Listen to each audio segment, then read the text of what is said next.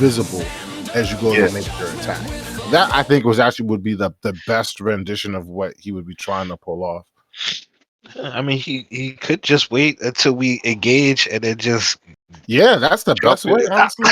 Just because since he can't do all that, just wait till we. I mean, I don't know. I know there's Slayer talents too that he could be picking that would help him with that. Honestly,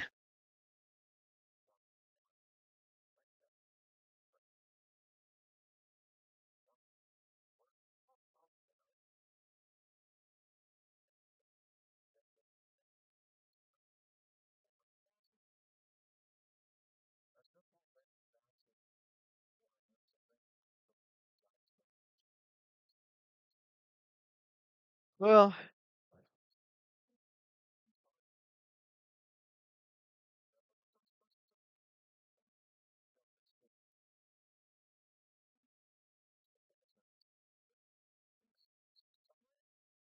I believe so. I think Mike. Well, Mike doesn't know all the rules in full detail with the combat stuff in full detail like that, and I don't know if he's had time to like look over. I mean, we've talked about this with him before, about Yeah, like things he could do with his Slayer. Like those robes aren't bad. It's just that they're obviously meant for assassinations, really. Like mhm. yeah, yeah, they're not. It's not really a creeping, mid creeping. combat thing unless you like happen to be right next to like a pipe or a crack in the wall Right. or a closed doorway, and then you could stand in action, slide underneath that shit. But like, Hmm. if you don't have that Yeah. as your escape route, you don't do that. Don't do gaseous form in the middle of combat. Gaseous form sucks as a combat as a combat Hey move. man, what's even funnier is that we found that out at like level like 6, 5, 6 when it took like 7 moves for Rakim to get on like turn from mist to actual human being. It took like It took up his standard yeah action to standard. It transform took back, so he Yeah. lost yeah. one action. Hmm. Yeah. And then It's Wow. like Lou says, man. It would be like the scenario that's great for is, let's say he tracked down his quarry to like their room, and they're Hmm. tucked in for the night. And he's gaseous watching form into through the their window. chimney Gaseous fluid. form in through Right, the window, Look out the chimney like and then after that solidify, and then sneak up to them while they're sleeping, and coup de grace, and then gaseous form back out. And then when they come there tomorrow morning right. to see what That's the happened, they don't scary know how thing. they got in there. You could be a level 15 fucking fighter, but if you got a Slayer that sneaks in through your chimney and stabs you in your sleep, your 15 levels ain't doing shit. Right, you're done. right, right. You're done.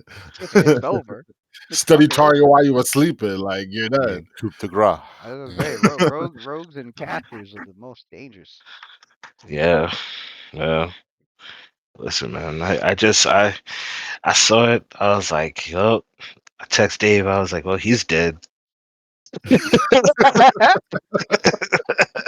Honestly, man, I was sweating on the other side of the screen. I'm like, oh man, I gotta roll. See, Yeah, I mean, yeah, when the greater shadows turns came up, and I'm like, yeah, oh, they gonna take advantage of this. I ain't having them right. fly Because why past them wouldn't you? like that. So they Yeah, fly over and yeah. I'm like, let's drain this fucker. And I'm looking, I'm Let's like, get him out of there. I gotta roll a D8, not a D6 for this. I'm like, oh no. Uh-huh. Now he's Ooh. down to like 9 strength. I'm like, One one max roll and he's out of here. It's a good thing that he had his strength buffed. What am I doing with these lights Yeah. on? I'm playing fucking His, Adler. Hold up a second. Let me fix my his background. strength and constitution and all that shit. He had all that shit buffed. Oh, he had the strength buff. That's what it was. That's what was sapping him, right? yeah, yeah, the strength. Man, the strength. He has a strength. Well, it was originally his strength was originally 20, but then the full strength thing got Open up the door because your taken off. mama is a But he still had an home. item on that pumped it to 15. So then it went from Open 15 down up to the like door. 9, Mm, and then I had to roll 2d8, and I'm like, if I get I a was 9 or like, higher on this shit, It was a Yeah, 50-50 it's over. chance because all I had to do was get Yeah. four or higher, Open up, 5 open or up. higher on one, 4 or higher on the other. I was like, eh. Mm-hmm. I'm like, Hey man, I wasn't mad.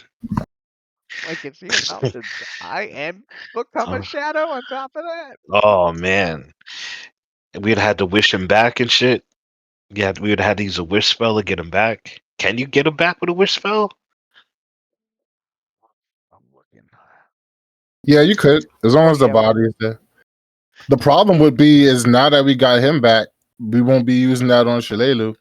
And Shalelu is like I canon mean, supposed to be alive. we have two now. I think we have two uses of wish now. Oh, we do? Yeah, Oh, we do. Oh no, I think you're thinking of the limited wish. I think Yeah, Oh, limited wish. limited wish is there.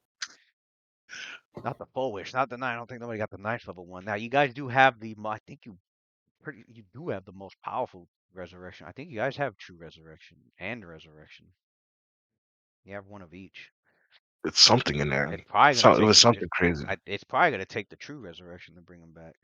At which point everybody would be pissed because they'd be like, "Oh, we used this on you because of your mistake when we should have been saving this For a fucking rainy day. for trying to Like maybe impossible situations. bring Like back my Raya or Shalelu. Yeah, humanoid creature killed becomes a shadow under the control of its killer in 1d4 rounds. And if the control is killed, then he would be free willed shadow. Oh wow, He that'd be could kind be of dope. part of the shadow. no, he would still be evil though. Oh, he'd be evil. Yeah. Oh, He's oh, already he's already borderline there already. Chaotic neutral Eh. evil tenant. And he wouldn't have his class levels either. Yeah, he wouldn't have his class levels. It's Yeah. okay. oh, But he goes back to shadow level one. touch He would just attack, be and a spread shadow Be a with basic three, ass shadow. with 3 hit dude. dice and That's it. Oh, Yeah. 3 hit dice. This although ain't he'd be- Ravenloft, bro. We although get I to could I play. Oh, could he'll be a greater shadow. although I could play around and do He'll be a greater shadow because he's high level. Emancipated Shadow, I think it's called. it was emancipated undead. Yeah. Emancipated Undead have like their class levels and everything. Because I think, I remember there was I think there was a Ravenloft module. You would like that, Matt Johnson. There was a Ravenloft adventure module where you get to pick an undead and you play as an undead, like you adventure as an undead. Oh, Not that'd the be one I dope. brought up in the chat. That was the Azalan adventure. Where, like, Oh, that's the Azala yeah. one. You're right. Yeah. like halfway through it, I would your definitely do characters that. became undead. That's cool. You know what will go Yeah. really hard? A fucking skeleton swashbuckler. A skeleton Right? swashbuckler is dope, son. Yeah, there it is. Kind of dope. Yeah, that'd be funny. Brooke? Emancipate. Swashbuckler Brooke? Yeah, Brooke. Brooke? It would be Yeah. Brooke. Brooke, baby. Right. All that charisma. Yeah, emancipated spawn. How do you even get into this race? Intelligent undead created by another undead using its Okay, well that's easy. That's shadow. Base attack +3 must have been created as a spawn by an undead creature that has since been destroyed. I would have used this if he was a shadow and you guys freed him from the control. He would get into a level of this. It's only a 3 level prestige class. I think it was first level is you recall all your feats. Second level you recall all your class abilities. Third level The mighty is Kaldheim is so great, he rediscovery. transcended death itself. Right.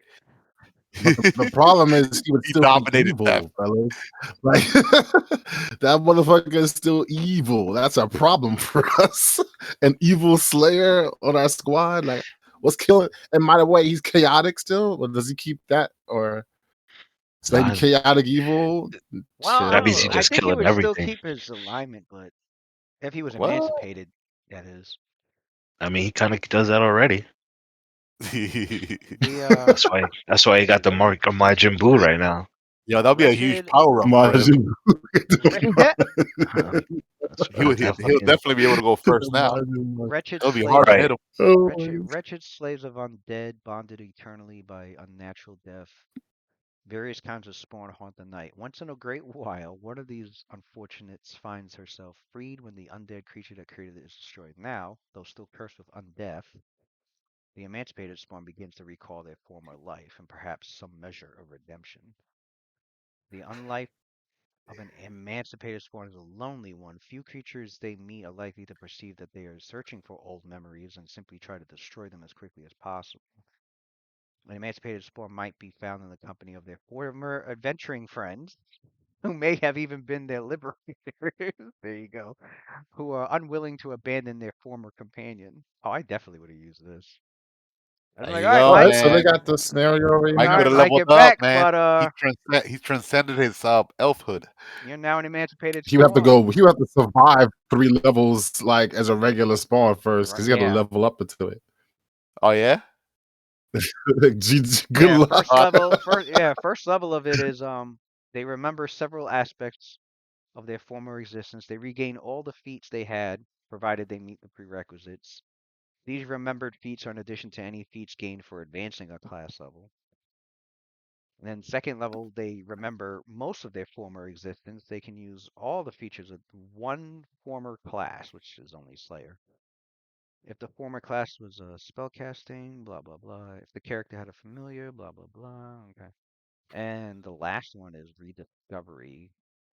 They come fully into their heritage. They recall all their former class abilities and features, regain their former base attack, saving throws, hit points, and all the He's other the class one. benefits, and can now advance again in any of their former classes. This applies even if a former character class does not normally allow free multi-class, and provided the character does not leave.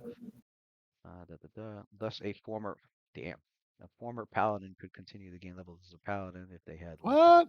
That would be An nuts. undead paladin? That's Shadow an paladin. oxymoron. A That's like an specter oxymoron. The hell? a specter paladin. Yeah. Hey man, you In know, addition, Soft would be jealous. He'd be like, "How dare you!" in addition, in addition, a Yeah, third for real. level. In He addition, would- a third level emancipated spawn receives the benefits of a sudden jump in their ECL. Oh, their character level. If they take all 3 levels, its ECL becomes the sum of its monster ECL plus its 3 levels of emancipated spawn plus all their former class levels. Jesus Christ. he'll be powerful than the rest of the For crew. example, Evine was a 10th level fighter who became a ghoul spawn and then was freed. He adventures as an ECL 5 character and then takes 1 level of emancipated spawn, making them ECL 6. That man Lou connection is booty butt cheeks right now. Hello? Can you hear me? Yeah. Oh. Mhm. Oh, you said my connection was bad. I was like, what? His next level makes him ECL 7, and then the last one will make him go from 7 to 8. Wow. 5 for being a ghoul, 3 for the emancipated level, and 10 for his final level. Jesus. So yeah, he would have to survive as a shadow with the group for like 3 levels. This is assuming they don't bring him back to life during that time period. Huh. But if he gets brought back to He life, has to then hide in the ground for like. then none of that matters. But I would use that until he got brought back to life. I'd be like, well, you're a shadow, but you're emancipated, and you can, you could stay as a shadow and keep going until they resurrect you. But in the meantime, when everybody gains a level, you can gain a level of emancipated spawn, get some of your shit back.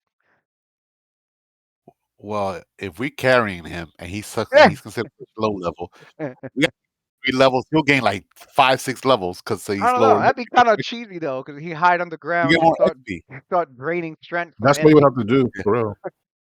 Get to hide he'll on the be- ground and Touch attack just deal stay 1d6 out of strength touch, damage? sight. touch people's ankles, just drain their strength. That ain't a bad companion. Shit. I mean, he still gets sneak attack with. No, he doesn't. He doesn't get it Oh, not he don't until get it, after not 3 till- levels. Yeah. But after He 3 will. levels, he'll get that sneak attack, man. Ooh, What up, Slayer Dave? Shadow's a problem, bro. What up, Yeah. Dave? Strength drain. And Giant Rat Guy, what up? Strength drain with the sneak attack and study target. Fucking goddamn, that snapped off. Fucking hot in here. I don't know why. What's the temperature at? Why is it 74 degrees in the house? The fuck? Because it should be a minimum of 80, bro. It must be really warm outside because I have this shit set to 72 and it's 74 in the house. That heat's been off. It's a minimum of 80 degrees in my house at all times. Fucking January and it's 70. 80 degrees. That's too hot. That's way Yep. too hot. I keep that shit at fucking That's 70. perfect. Nah, Matt likes it to be the Saharan desert and shit. Oh, Absolutely not. Matt I'm be hating not. that cold. Dude, that 80 that will melt. degrees? Absolutely not. That's the I'd be in the crankiest I house ever with, see Watson. I'd be in When the crankiest I ever see Watson is when that man is cold. That shit. Yeah, I can't sleep in anything above fucking 70. I need the hell. I need the motherfucker. Yeah, I What? can't stand the heat. Yeah, The heat drives me yeah. nuts. I don't put nothing in above 70 I'm the ever. guy. I'm the guy that The only, I'm the guy that sleeps with the fan on in the middle of winter with my covers yeah, on. Me too. 80 degrees. I'd have to. I'd have to. I'd have to have the AC on. And have The AC and the I heat. have the AC on and still have the fan in the fucking. Shit, well, I'll have the heat on and still have the fan on. Yeah, I keep The it heat, I ice think I like the cold. jumped heat, back out and like, jumped back in. For some the reason, my heat, connection's heat's bunched. really for everybody else in the house because everybody else in the house knows damn well if I had full control of the temperature, shit, it'd be like 67 in the house. Yeah, yeah. I'm not But gonna lie. everybody else is like, it's too cold. That's why I like. That's why My I wife like it. don't like the cold, so I'm like, all right, I'll make it 72. Fucking. I don't even notice that shit. People would be like, "Damn, you're not cold?" Hell no, I'm not. Right. And Hell, and absolutely if I not. do happen to feel a little chilly in the house, I'll just walk around with a blanket. I don't give a shit. I put on a pair of socks if I Right. feel chilly. Right. I don't. I don't In my get mind, fucking. I'm like, I'm saving it. I'm saving fucking I, my damn utility bill. Not, not even. I just don't like heat. I just do not like heat, bro. I absolutely despise it. I can't stand that shit either. It drives me nuts. Despise it. I cannot stand it. My boy Jeff is like that too. Like, used to go over his apartment. I'd be like, nigga, I had to buy that nigga a fucking AC. I said, this is ridiculous. You can't live like this. You can't live like this. I can't come over here and visit you if your house is at 110 degrees, bro. Oh shit! I can't do it. Dave said his house is routinely set on 65 to 68. Yep. Put a damn sweatshirt Yeah, on. you guys are Oil is cold-blooded, man. yeah. He said put a damn Nah. sweatshirt on. Oil is expensive for real. Bro. I can't. I'll put some socks on there. You live. That's my answer to everything. I can't.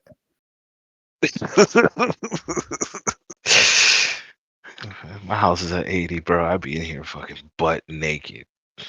It should be over for me. I'd be here fucking dying. I'm about to restart my computer right quick because I don't like my St. connection. Louis really surprised me with the heat, though. That first summer I was out there, Oh. I said, the oh humidity is what does yeah. it, man. The humidity. I is what said really- that shit is, but now what gets you is that it's 110 degrees in April. Like it's like April, bro. You know what I mean? Wow. Oh well, You know what yeah, I mean? that too. It just goes from winter to summer immediately. You No in don't get no between, real huh? spring. Nah, no in Yep. between, brother. We No barely get in between. no warm up, bro. 2 weeks. It'll tops. be Exactly. there'll be 2 weeks where it'll fluctuate. It'll go like Too from hot like or too cold, 30 right? to 60 to 70 in the same day. Yep. Shit, that I don't happened. like extreme weather no more. That happened last week. I think it was like Oh yeah. got to 70 Yeah. degrees last week. Yep. One day, That's next St. day Louis. that shit dropped to like 29. I'm like, what? St. Louis for you. Missouri for you. Man, that shit was Missouri is fucking when I crazy. first came to Missouri and was experiencing the damn summers, I'm like, what the fuck is wrong with this place? I'm asking everybody, Yeah, but they're native here, so they're like, what do you mean? I'm like, why is it so damn hot? I'm like, hot, I thought New York got boiling, hot. What is that? I'm like, I feel like I'm suffocating. boiling, They're like, oh, you're feeling the boiling. humidity. I'm like, the humidity? What's that? It gets I like mean, it, it gets like that I'm in used to Florida. it I being didn't even know It what gets the like that fuck in Florida humidity too. was. I'm like, I ain't heard of uh, this shit in New York. What the fuck is humidity? It gets I like don't that in know. Florida too. In certain time of the uh, year, like it's very humid. They're like, oh nah, yeah, the that humidity shit makes it is feel an extra cooking, 10 bro. degrees hotter. I'm like, oh fuck that. Missouri is cooking. I just don't like it being fucking 80 degrees in fucking March. Yo, That's the fucking disgust. It's disgusting. New York never. I mean, New York got hot, January, but it February, hot. It just New starts York getting felt hot out of for real. nowhere. Like New York felt hot, but it never felt hot in a way where like I didn't. I still went outside, and Yeah. it was bearable. It wasn't terrible. But Missouri, I don't want to go out in the heat. I Nah, stay at home. I do not want to go out there. Not even for 5 minutes. I start my sweating. AC I didn't. sweat immediately when it's humid and Uh, 105 degrees out there. Plus the humidity. immediately turn the AC on. Even my supervisor, because he's from Ethiopia, 105 and degrees. even he's this man from Africa. He even says how nasty the heat is here in Missouri. He's like, ah, he's like, we don't have this in Ethiopia. He's like, we have Probably the dry, probably they have dry the heat. It's dry dry heat. heat Yeah, in he's like Africa. out Yeah, here. He's like the heat here. He's like, I don't when it's like dry, you don't even it. feel it as much. Right, just drink a bunch of water. You're good to go. Like yeah, it could be like 80 degrees, but if it's very humid, you feel like you're suffocating. Yep. It's like And you c- can't breathe. and in those places you could go in the shade and actually feel cooler. Out here, the shade don't protect you from that shit. The shade will not protect you from the heat in Missouri. You go. It feels just as hot underneath a fucking tree as it does outside. Yeah, that shit eat the tree with you. Tree is dying and shit. It's holding your hand. It's like, oh, what we doing? Right. All right. Um, man. All right. We missing Tony and Rick. That's all right. Do Yeah. what we have here. All right. Skeleton Crew. Right. I have a. I thought that how come if more people could play on Mondays, like at the time we're playing now, 7 p.m. Why don't we just make this like a Monday group, Yeah. Uh, or does it conflict with your other group? no, it conflicts with my wife actually. Oh, No. She was like, she was because like, Dave can make it every oh, Monday. she was like, uh, she's like, you doing it? Are you doing this every Monday? I'm like, maybe. And she's like, well, what about the Mondays when the kids aren't here? She's like, that could be our time. And I'm like, ah, shit, you're right. Because we hardly have time as it is. She works overnight, and then we have the kids every other week. So I was like, yeah. I was like, all right, I'll make it. I'll just make it every other Monday then. So I'll just switch. I'll just keep it switching between Mondays and Thursdays. But what about the time that we play on Mondays? Does it work for everyone for on Thursday? If we play like what was it, like 7 Eastern? Nah. I know. It doesn't work. Nah. I know Dave can't be here, period. Yeah, Dave can't be here. Period. What about Tony? Because I know Tony goes to work late. Maybe And Tony. now that's what I was thinking. Like Yeah, actually, Mondays, every It would Mondays, because probably Dave work will be for there. Tony. Or it would work for both Tony and Rick. I mean, we could try that. Mhm. I thought that's what Why? we were gonna do, like keep the same new time, but Mondays and Thursdays. Yeah, we could try that. Might be a little tough on my part because I'm probably gonna get distracted like crazy because I have all the kids every Thursday. But Oh, that's what time do we start? 6? I'll feed them dinner. So I wake my wife up at like 5:30. She sleeps all day from her overnight. And then I usually have Well, the kids dinner by like 5:30 also. well, 6 your end, but it could 6 my end, run. yeah. It could go an extra hour. We could start at 7 I could your probably end. do 7. We'll, 7 we'll would shoot. probably We'll be, shoot for 6. But if we start at 7, not the end of the world. yeah. I could probably do Thursday starting at 7. Try that out. 'Cause, yeah. And I think Tony will be able to make the first 3 hours. It's just like the last hour that he has to leave, because I think he has to leave like around, what was it, like 10 or 11 p.m. Eastern. I think 11 p.m. Eastern he has to leave. Yeah. Yeah, yeah, he's usually here like almost the whole session. Yeah, so that's Maybe a little like bit, yeah. almost like he'll be here for like 80% of the session. That's perfect. Better than never being here.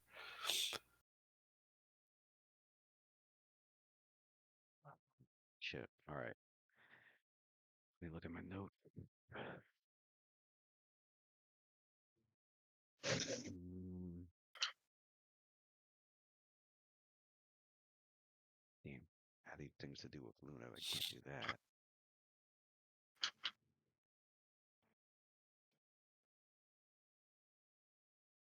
Just confirm with Tony the session to see if he could make it around that time. Because if he cannot make it, then I guess it'll be the same then. Right. Yeah. Yeah, I'll do that. I'll ask him.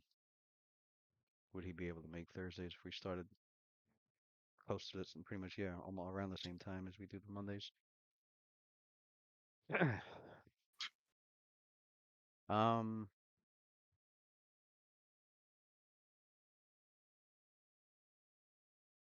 yeah. Um,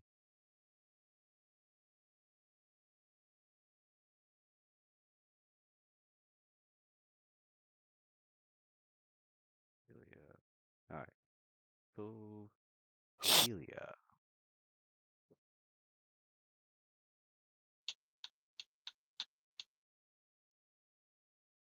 Um, where do I leave off? So yeah, the characters had spoken with Delphin. This was all like, yeah, the day after the concert. Um, Spoke with Delphin and then the group, um, about what the group can do next. um, so the group pretty much decided, to at least, spend some time in Daggerford and get adjusted to what's been going on, and to getting themselves prepared and trained for what could be coming next. Um, and to plan out their trip to Long Saddle in the meantime as well. Um, Oh, that's where we're uh, going next. Long yeah, Saddle. yeah, Long Saddle's Okay. the next stop. But your characters, will like, Lacing saddles. spend some time in Daggerford, getting some things out the way, getting some business, running errands, training, getting prepared. And some few events that happened. Um,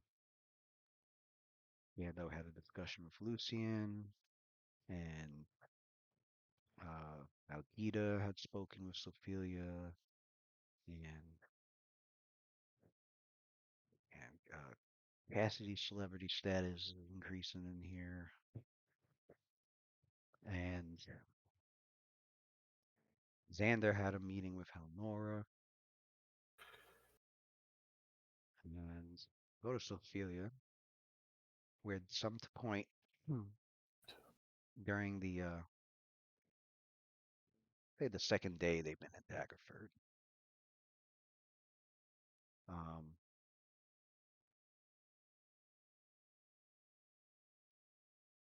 he was going about town, running errands, mainly looking for some of this stuff that she's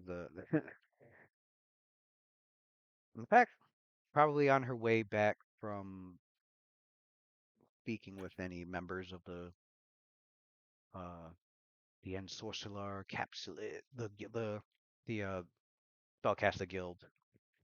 that's in And town to see if and they also have that it.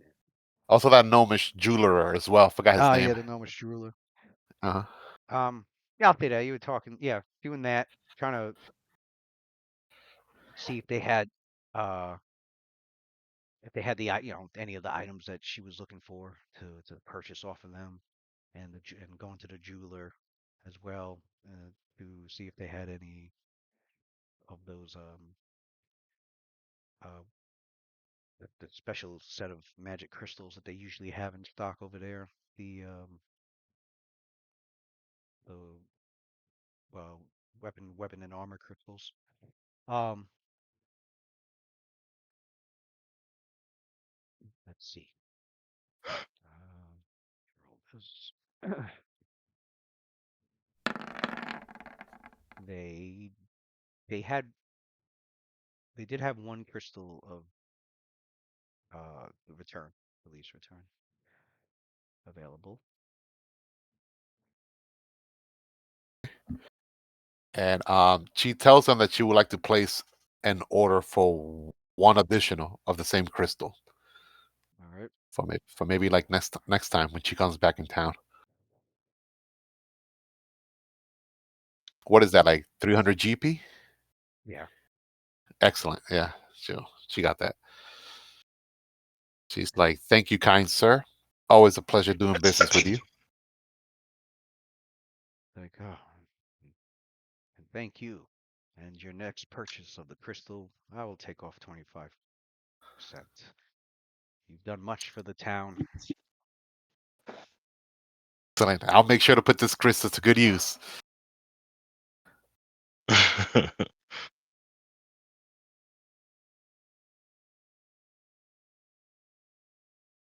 was on your way back.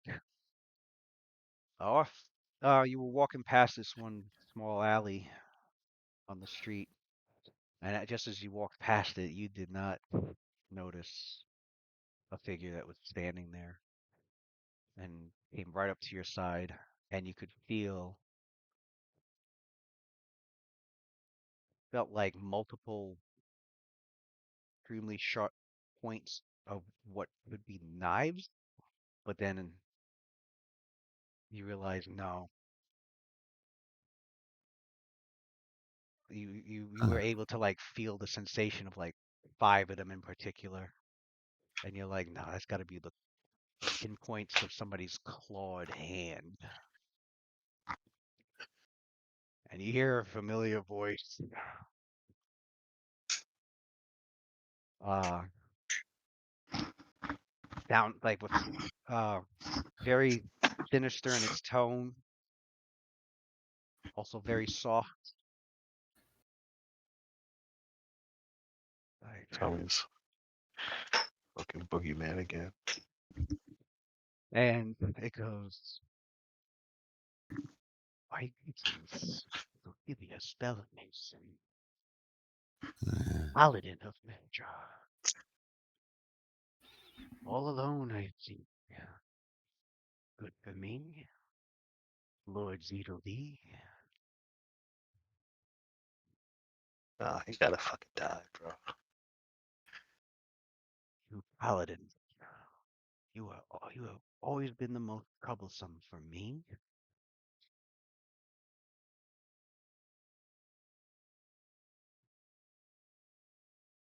Rhyming this to a T.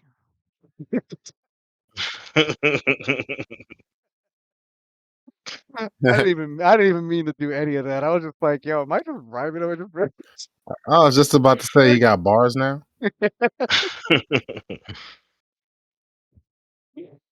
Oh man. Here's a Fae. Some of them like to rhyme. Right. So Trucks. that Rumpelstiltskin kind of shit. So he goes, yeah. So that's what he says, and he goes,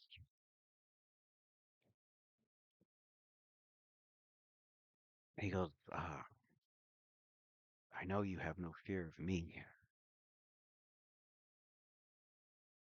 That's always been a problem when it comes to paladins. Oh, he thrives off of fear, huh? However, I mean, I get you through the fear. There's one thing I can always get to when it comes to paladins. Let me tell you the secret. And he whispers,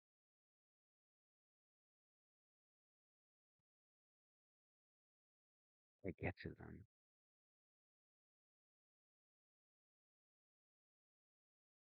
Making sure they feel at all times too helpless, too weak to do anything for the ones they care about.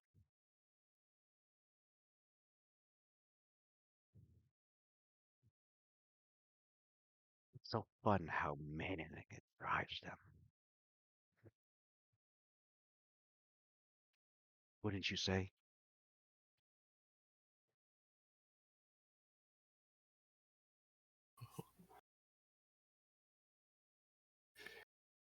So this is during the day, right? And Yeah. he just happens to like sneak up on her pretty much, right? And places claw talons, well, like by her abdomen or something, or Yeah, pretty much in a position where uh if you're not quick enough to react and huh. you decide to fight, like, he could dig him into her and sneak attack her. Got it. You see, you're wrong there. I am not helpless. And those that I care about, that I deeply, dearly care about, aren't helpless either. And then she grabs his like she tries to grab his like his arm,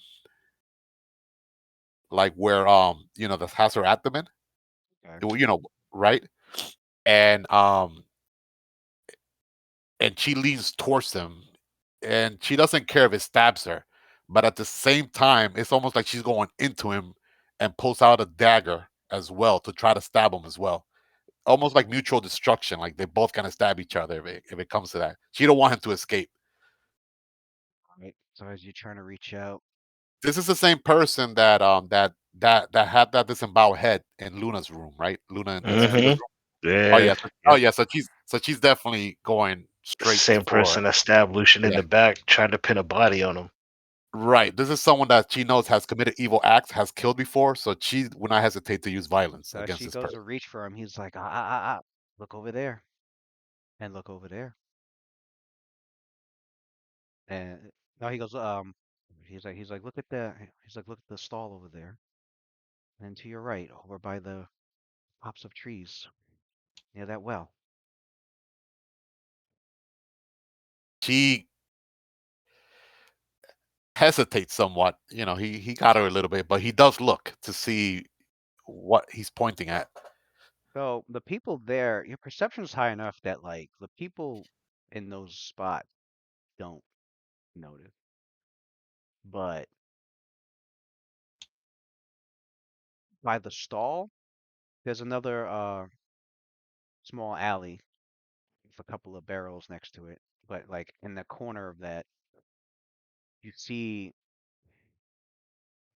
you see a humanoid figure with a whole weather outfit, robes and hooded. But like it pulls back the hood a bit so that you could see its grinning its face grinning with sharp teeth.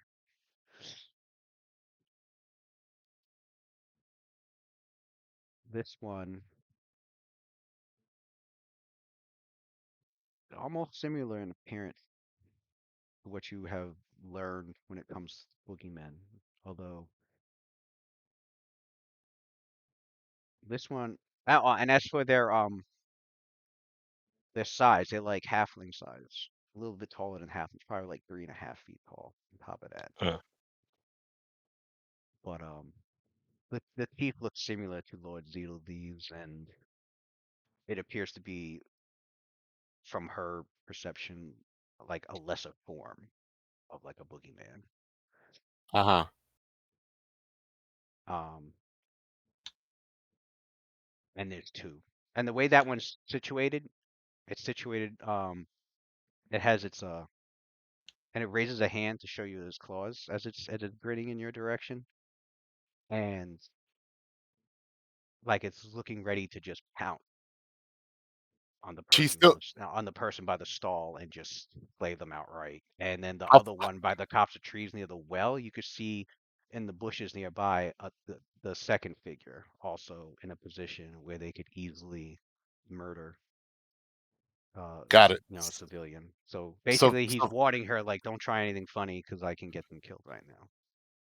And it would be like, so yeah, it's like what he goes. He's like, no no so he's so like, so so hold so on. So he Ophelia goes, no, uh no, hold on. So when she notices that, he's like, yes, you see, you see it now. Their blood would be on your hands. You try anything funny with me. I'm the one that's trying to. I'm the one that's supposed to be funny with you. she Remember that. yeah so she Sophie and this was like very fast like in her mind she makes a judgment call and I'll explain it but all this occurred like in a moment of like almost like a second for her. She's like, if I don't do nothing to him, what's to stop him to give the order anyways and kill those innocent bystander? So she figures the only leverage she has is to try it and basically grab him to get some sort of leverage because certain evils you just can't negotiate with. So what she initially was gonna do before, she continues doing so without hesitation. That arm, those claws that was in her arm, she's gonna try and grapple him, grab that arm, and basically hold the dagger, but not stab him though. That there she'll pull back. Her intention was to stab him straight up, but basically she's gonna grab his arm and pull and put the dagger right like in a soft spot in his body, abdomen, whatever. And then she's like whisper, well, I guess their blood will be in my conscience, I'll give you that. But in their sacrifice, you will also perish today, you evil Fae. Do you really want to make that call? Do you really want to place that order? You Do really so, and believe? it'll be the last order you ever make. Interesting. Oh, decisions. Ooh, She has, by the I've never met such a paladin willing to defy their own code just to take me out. You're making swift this action, interesting. swift action, smite evil. So you see her eyes like glowing pretty much, and her dagger radiating with holy energy. But of course, she hasn't punctured him though, unless he makes that call. You really think you can get me in one blow?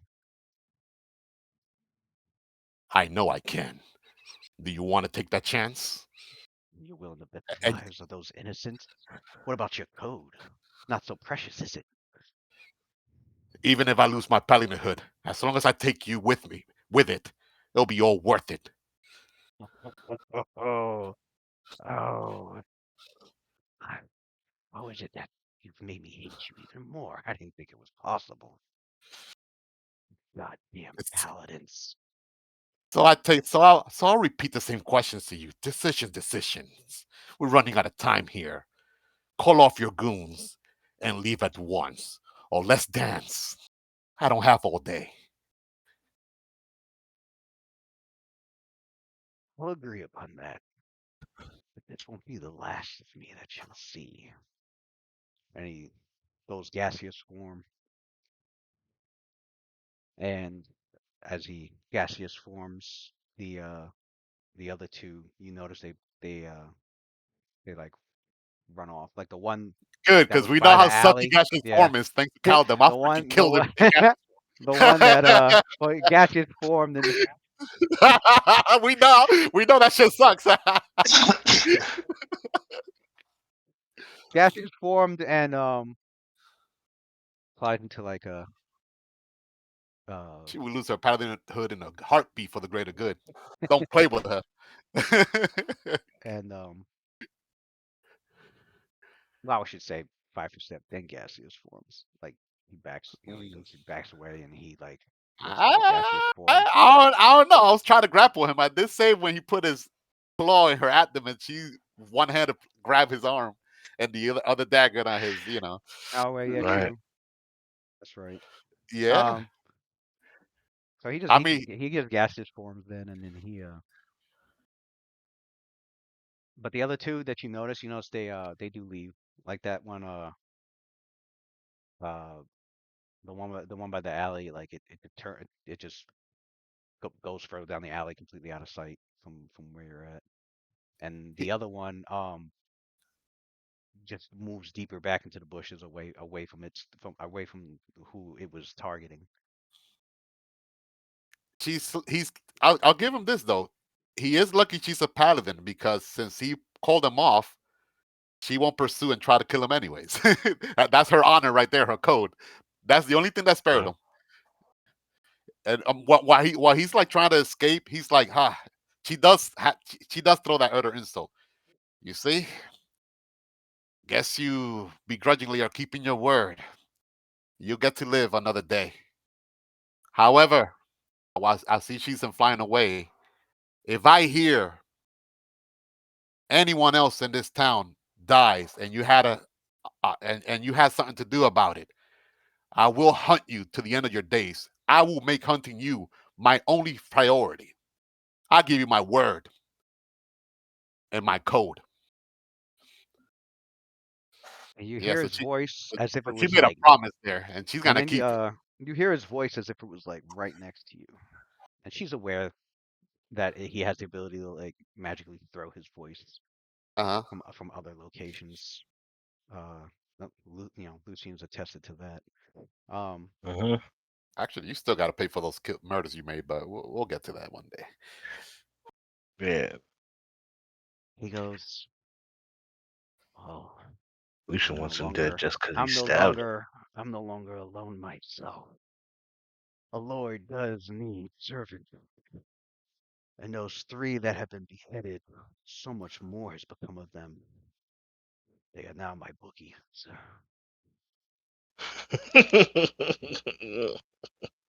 Uh, But yeah, yeah, now you know there's lesser forms of boogeymen. There's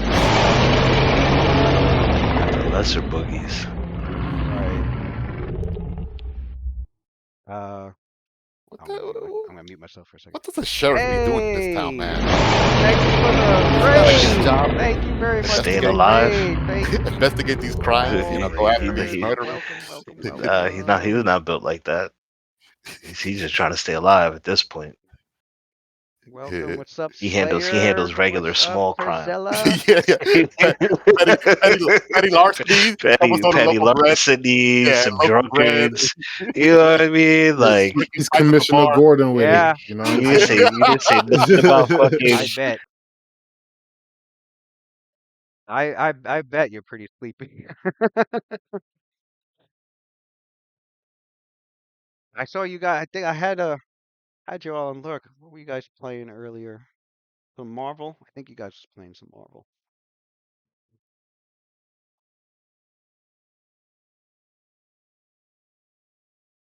Thank you for the raid, so shoot, give you a shout out for the both of you. I think it's like 2 minutes before I could give them a shout out. I'll definitely try to get both of you.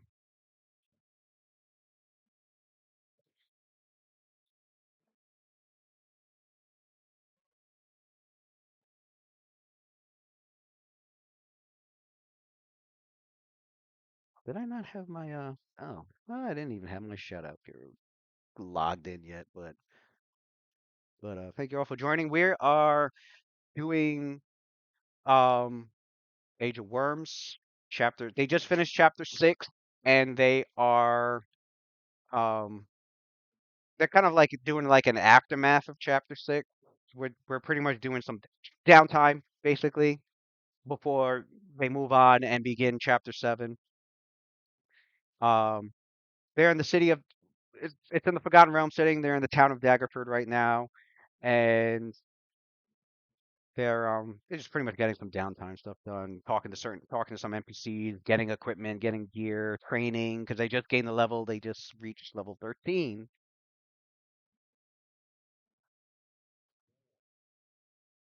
Oh, I hear you, Crizella. Both of you have a good night. Thank you for the raid. I'll catch you all next time I see you guys streaming. That's why I was considering for Roth is Savage dead. Tide of making a half orc character. Same. I was gonna same make him Grimble he's clan? basically he's a rich boy basically. He's a rich rogue. All right, fellas. All right, how to raid. All right, 2 raids, I should say. The Grimhow clan. And I wasn't gonna make him Grimhowl, but I was just gonna make him half orc at least. You're not playing your healer no more? I still am, but if David's gonna play a healer in another campaign, That's a It's- Crimson it- Throne. yeah, it's a different campaign and it's a different type of healer, but still I kind of like giving like lanes like a wide berth, you know what I mean? Yeah. Don't get me wrong though. A cleric and a healer in the same party would be dope because then a cleric will focus on primarily buff, and then your healer on the heals, Yeah. pretty much. It seems like the thing he's going for though is mainly healing. If he's gonna be playing like a crooked medical doctor type, Crooked cleric and shit. yeah, he's maybe playing a crooked healer. Oh. Whereas with Evandale, he's the total opposite. Like he's pretty much going for being like the embodiment of love. So it's like a little different, but it's a lot different actually. But just the fact that they both are in the lane of healing is like their main thing. I was like, I could jump out that lane completely. They're gonna be in different groups though, so yeah, we'll see when it comes to session 0 what works out best. Yeah. For what? Yeah. We're talking about Crimson Throne. Crimson Throne and Crimson and Throne. Savage Tide. And Savage Ties, like Crimson what characters? Throne. Yeah, like I said, with Crimson Throne, I mean with both, I'll give you guys all the player information so that you can have an easier time making your characters. I think you did already. I probably did for Crimson Throne. Definitely I did. I Crimson sent Throne, yeah, not for sent Savage Tide. the player's guide for that. Yeah, don't look anything up on the Pathfinder wiki because I noticed like there's spoilers in the wiki because they put up the lore that came from the adventure paths. Oh, okay. Yeah, like I think the Grey Maidens, they don't even currently exist yet. They don't exist until Crimson Throne. What is that?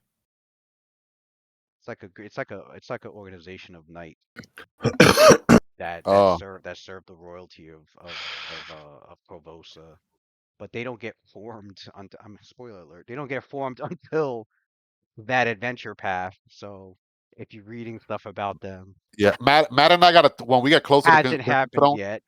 When we get closer to Crimson Throne, Matt and I need to talk to you because somehow the so you can player's incorporate guide, I would say, yeah, the our player's mercenary guide. backgrounds. Did I send the Corvosa book too? I don't remember. I need to send that. I don't remember reading that. Yeah, you guys got the player's guide. That's definitely going to be extreme. That's 100% helpful. But I'm gonna send the Corvosa book as well because I will say half the whole adventure path is going to be in the city. So all my knowledge of Corvosa I got from what you call it. Watson, you know what would be funny? Guy that tells you everything about be shit like prepared that. to be doing city shit. Watson, it'll be cool. Watson, it'll be cool if that mercenary crew that we were part of already exists in a book. That'd be great if that exists in a Kosovo book somehow, like a similar group like that we were already part of. So then we don't have to from what I read, I kind of placed time wise since we're so old, like the mercenary group that I placed time wise, it was like way before the start of the campaign. It was during the reign of like the second King of Corvosa. It's not the one that died at the beginning of this campaign to kick this off, because I believe there's like the queen that was married to him took over, but like the king before him that helped set up like the current regime. I remember Lewis said that there was someone that all our characters have to hate for whatever reason. Was that the Yeah, king? Or it's the somebody else? current queen who's like sitting on the throne of Corvosa. Oh, so our character is supposed to hate the queen, the current queen, then, right? Or that family, or Yeah, the current person sitting on the Crimson Throne. okay. Oh, that's cool. Current one, it's the king Is and the the king queen, but it's mainly the and king queen? who's in charge. Um, So Oh, the king yeah. before him is the one who our father served, pretty much, in his earlier days. actually, All right, so what's also great with the Corvosa book is it will give you a timeline. It will give you a Nice. historical timeline, so it's Oh, that's got cool. it's got some pretty good detail. Nice. The player's guide is great for the region and the city, like generically, what, and it'll tell you like, you know, like if you play a barbarian, what to expect playing a barbarian in this region or in this area, or bards, et cetera, and it has like campaign traits and campaign info. And then the Corvosa book itself is like a really heavily detailed of like just like the Magnamar book pretty much was like detailed Magnamar. This I got the one for Corvosa, and that one also has Oh, they it has they it, went it all out has with it. yeah, that one also has a timeline in it that's pretty well detailed, like a historical timeline. So you will have all the tools you need to make your character and give them the background that works. Um, yeah, I'll send that later tonight so that you guys could like prepare that. So basically, you guys can have it prepared. We'll have probably be halfway prepared already at session 0. Yep. Mhm. That sounds that's cool. I didn't even know that. All right. So after that harrowing encounter, I was about to put that crystal that she has got to use, Lewis, because she placed it on the bow. Reaction to recover her bow, full right? attack. She was about to use that. Oh, I can't She was believe. I'm ready like, to wow. go crazy I'm with actually full gonna attack. get to use this crystal. She just bought this crystal like less than 5 minutes ago. I'm about to use it because it lets her draw her bow as a free action instead of like having to use a move action. What I So it's like, originally wanted to do was have him do this same encounter, but I was at the thinking concert. I was gonna have it done at the That's what you meant, concert. right? Yeah, Yeah, but I was like, nah, let me not yeah. break the atmosphere like That would have that. turned Let me stuff dark. I'm like, You how know, I think dark? I'm like, do I really want to make darken everything? I'm like, no, let them have this one moment of light. Let this be their moment. I won't have any villains try to play any fucking games that night. I'll just have him pop up, when well. she's like walking through the street. Remember, there was emissaries of God in attendance too. That So too, yeah. that kept evil at bay. It's like, oh, what is this holy radiance here? Ah, Right. it's sickening for evil. It felt like almost like a matnic. Like, let me Yeah, get because out of there. I think Malil is a good deity. I think Yeah, she's yeah, that pretty Mhm. good. musician deity. So her presence was there. So Yeah, Malil. And I think that there were a few priests of Lyra that were there also. But Malil was the one that definitely yeah, this guy, yeah, that would have been had definitely had manifested. yeah, that would have sucked for that guy because Yeah, neutral good. That's the cool. whole squad is there, the clerics, everybody. That would have turned into a witch hunt right away for that Fae. He wouldn't have made it out alive. Now he was not gonna make it out. He wouldn't have made it out alive.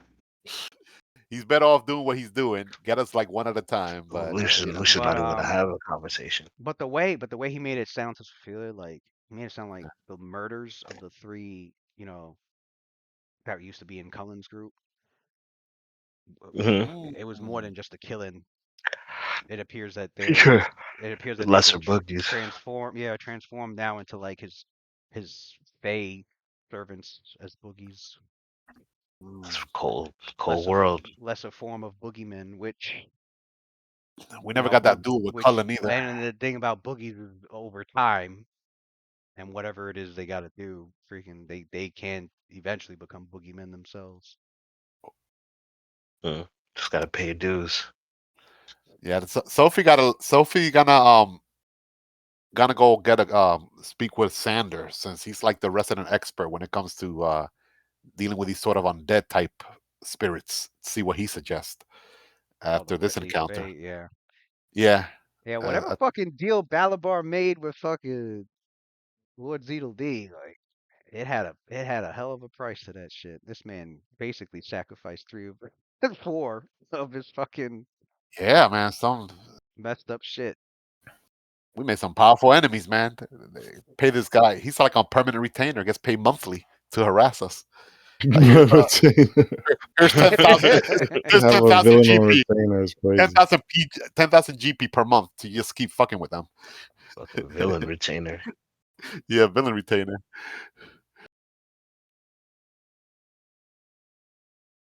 Lou, how you thought I was gonna play out, Lou? You thought she was gonna go and be like, "Oh yeah, go ahead. Don't hurt them." Ah. I had a feeling you weren't gonna get her. You weren't gonna make sure she got humbled too quickly. But he made it clear that he wants her to. He was testing boundaries. That he saw that she's Yeah. willing to. She is not beholden by her paladin power. She'll go with the greater good, what she And thinks is he's right. made it sound like in the past he's fucked with paladins before and messed them up psychologically. He's like, all right, I see you're immune to fear, but I know other psychological ways to fuck with you. I'll make you feel weak and useless. Helpless. Supposed to be fighting evil and saving lives, and can't do anything to me while I'm killing. You know what's funny? That one of her oath. Hold on, let me look it up real quick. One of her oaths says that she's supposed to like ignore lesser evil and go for the straight, the greater evil. Let me look it up. I know it's like one of her oaths. So it's like so she's actually following her oath by going after him. Where is it at? We're probably like going after him and not going after like Right. the boogies or whatever.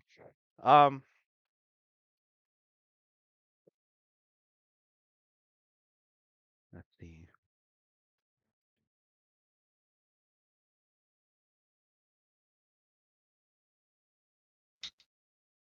Oh, here it is, Lewis. Oath of Vengeance. Never let lesser evil distract you from your pursuit of just vengeance. So she was basically following her code of vengeance, oath of vengeance to the T right there. Right. So she would have been fine. She's actually following her code by basically focusing on him over lesser evil. Ah, shit. Right there, man. It's in the books. Her code of conduct. Never let lesser evils distract you from your pursuit of just vengeance. And that dude has shit to pay for. Oh, I love it. Even her own codes protect her action. You gotta love it.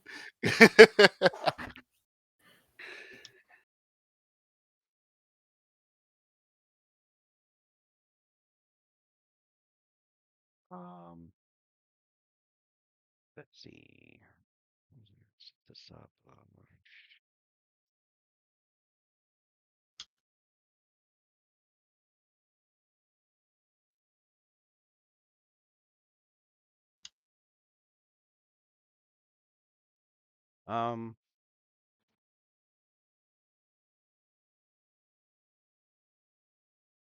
Adler.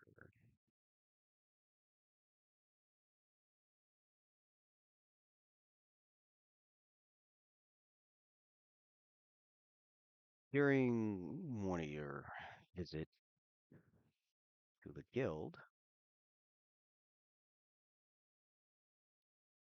the sorcerer encapsulate. As you go there, for a variety of reasons involving magical resources. and whatever else. Um, as he's leaving to head back to the Nightwatch Tower, um, two figures pass by him. Um, both of them, one dressed in very noble, this noble attire, um, with, clearly masterwork gear that's on them, probably even, maybe even carrying, uh, most likely, possibly carrying magic gear on them, some sort of a noble, adventuring type looking person, a human male, in there, Aluskan, not Aluskan, Tetherian in ethnicity, it appears. Are they familiar as people who like grew up in Daggerford or no? He doesn't reckon. So yeah, seeing that the nobility, he's trying to see. Oh, they are they nobles that are from Daggerford. Doesn't recognize them. Okay. Um, and is uh,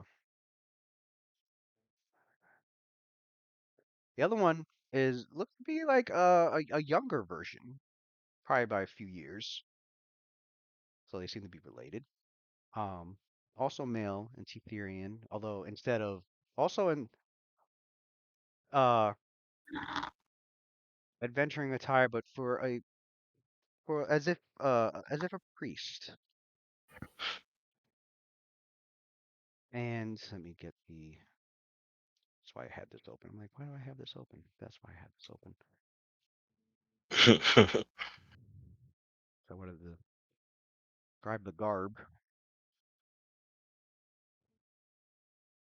This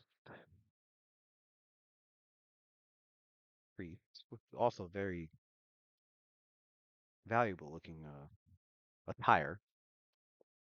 Maybe both nobility. Um,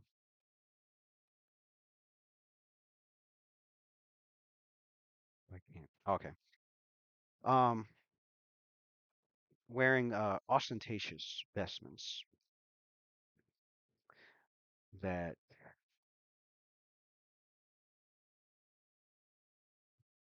has a tabard over front and back with the display of a symbol of the faith of this particular uh, priest. Could be an adept, could be a cleric, not really sure, but definitely some divine magic users. You can see spell components, up on the spell component pouches as well. Um, it's the symbol of a silver circlet adorned with a miniature golden sun or silver goblets, and he doesn't have religions, does he? Knowledge of religion is something that this man Oh, he does. indeed does have, sir. You can make a religion check. Quite knowledgeable in that, actually.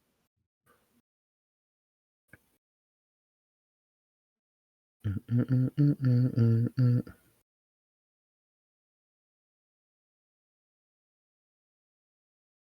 Okay.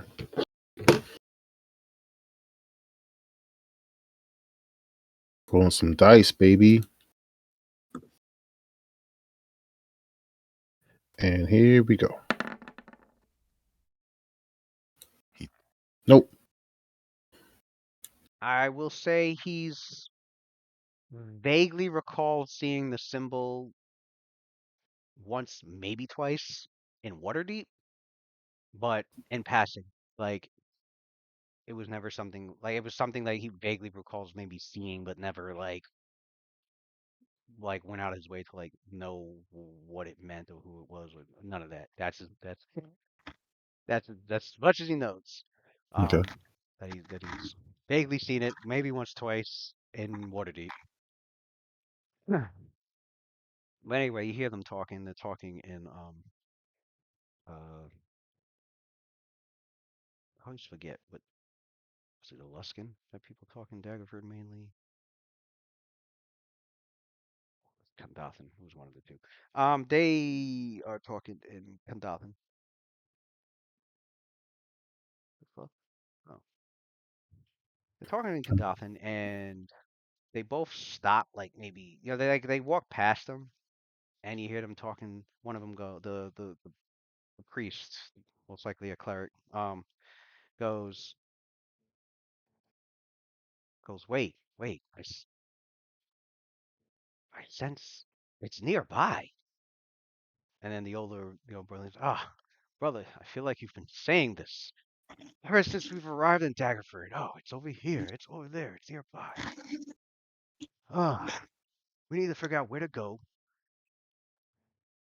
and pinpoint exactly where we can find who carries the amulets.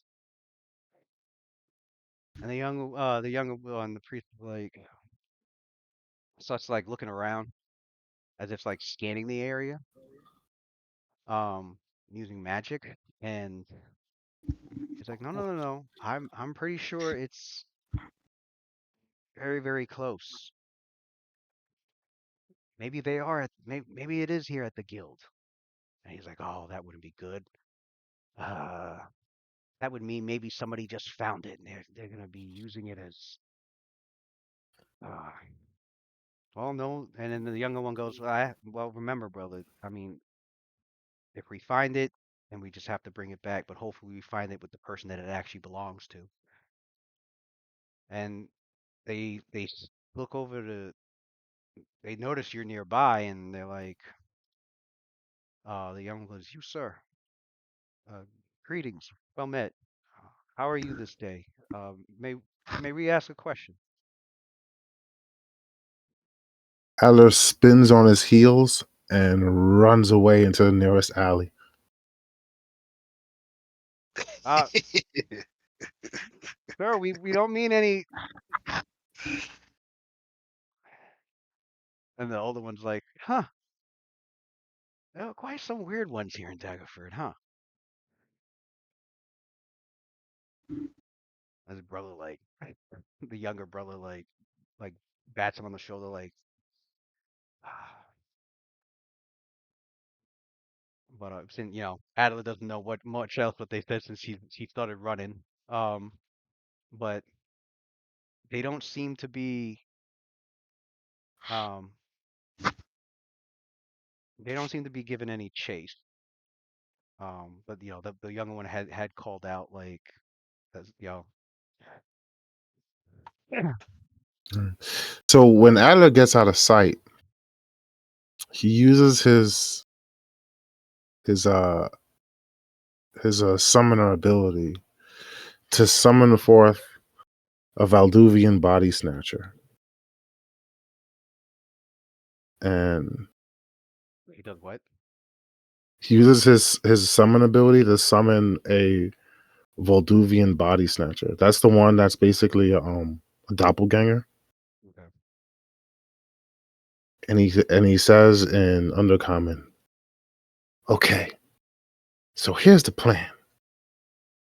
You're gonna look like me, and then you're gonna wear this.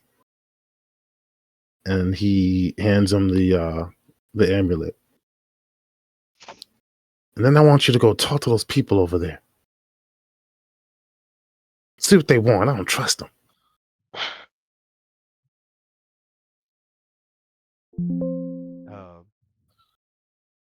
Called Duvian. Why don't I have that on here? The body Snatcher? I remember writing it yeah, down. it's fourth Oh, level. there it It's the is. Okay. faceless stalker. I got it. I put bodies. I had it as two separate words. That's why I couldn't find it. I wrote it as one word. It wasn't there, and I'm like, where the fuck is it? Okay, yeah, the faceless stalker. Oh, those fucking. Yeah. If he could summon multiple of them, Yeah, he can. I could have them all look like me. Yeah, I think he'll do that. He'll all look like him, but he never actually goes out there himself.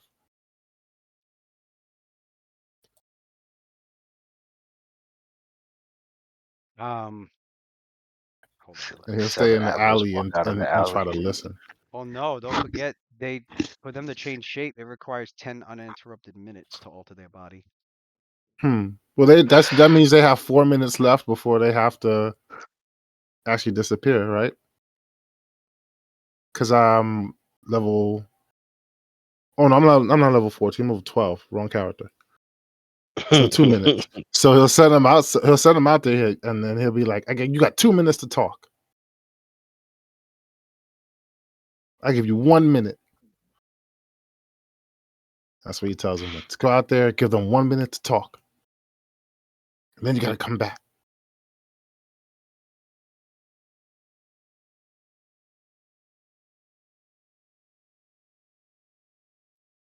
All right.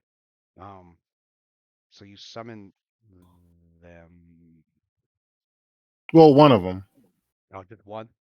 just one, yeah. Okay. Summon one.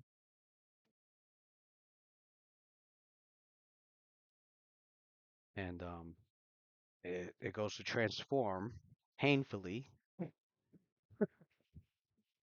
Hey, it's what he would have to do under normal circumstances anyway. It's something you should be used to. But as you find a place for you find a place to go for it to transform in private,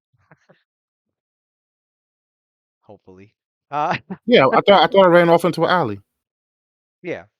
Yeah, I'm saying hopefully, as in you never know when somebody wanders in there, or whatever, or something, or whatever. But Oh, okay. Nah, he's not um, thinking that far ahead. yeah. Um, 10 minutes do go by, and now you have this being look exactly like Adler in appearance, and but those two, um, you you try to see. I guess you go to see if they're still there.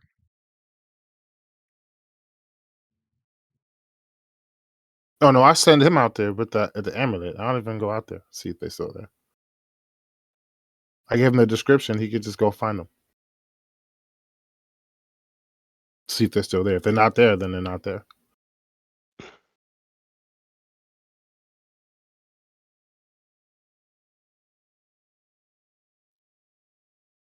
Um, yeah, they're no longer there.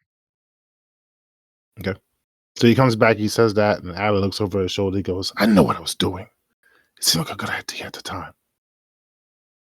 No, I'm not calling you back here. I remember clearly seeing stray cats between your teeth. What if that was someone's pet? You think I want to deal with Ophelia down my throat again? No, no, no. It'll work. We'll be fine. We'll be fine." And then he takes his amulet back and he goes, no harm, no foul. And he walks out of the alleyway. He goes, now where was I? Ah, yes, minding my business. He goes back to walking. He goes, I sure do remember having some more work to do. It would be a hassle to walk all the way back to the tower. I haven't perfected that teleportation yet. No one's around. I did make a promise. But promises are meant to be broken. I don't feel like fucking walking. So he starts he's about to cast Dimensional Rift to teleport back to the tower. As he's thinking about casting, he hears their voices again coming in his direction,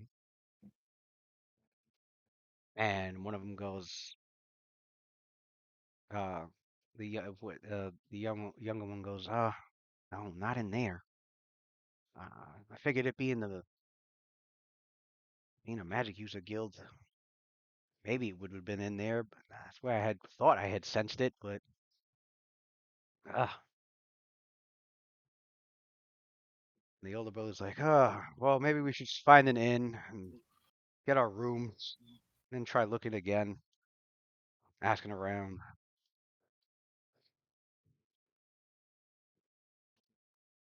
So Adler takes the necklace off. He goes, "Damn it, they're back again. What is it with this thing?" He looks down at the necklace.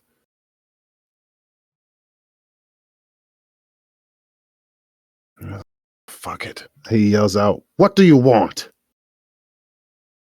You don't even belong in here. You're not from here. You're just tourists. Go sightsee."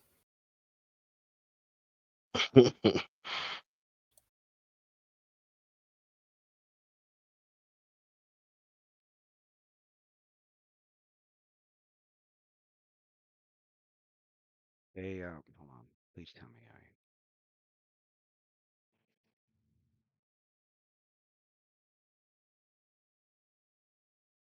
have their names.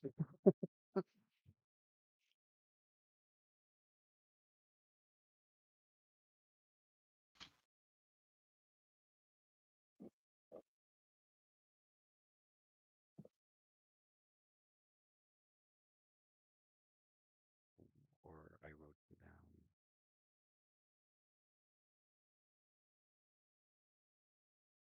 Maybe it's over here. No. Fuck. Oh man. Actually, you know what? Scratch that. We'll leave it at yeah, they're gone, but he's aware that there's the two figures in town that's looking someone that wears an amulet, and he sensed it nearby, but Adler's like, I'm the only one nearby that has an amulet. That's not, uh-oh. So, but yeah. So you cast a dimensional rift to Nah, he was about to. No, I'm saying scratch the part where they came down the street. Oh, it didn't come. Okay. Yeah. All right, yeah. So he cast He- dimensional rift, teleport back to But the. yeah, he is aware that there's two in town specifically looking for.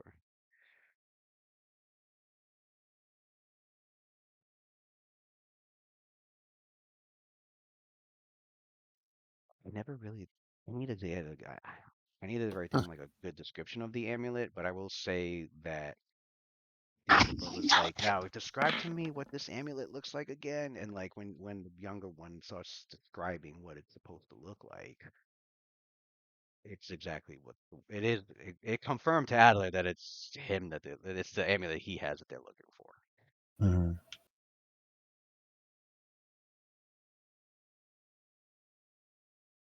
But dimensional rift. Oh, back to the. Just back to my crib. So I don't need to do a whole worldwide version of it. I don't have to escalate it. Okay, so like the whole 800 something feet, or at least. Yeah, To, no, okay. he doesn't have to do that. He could do the regular version and then Alright. he doesn't have to escalate it.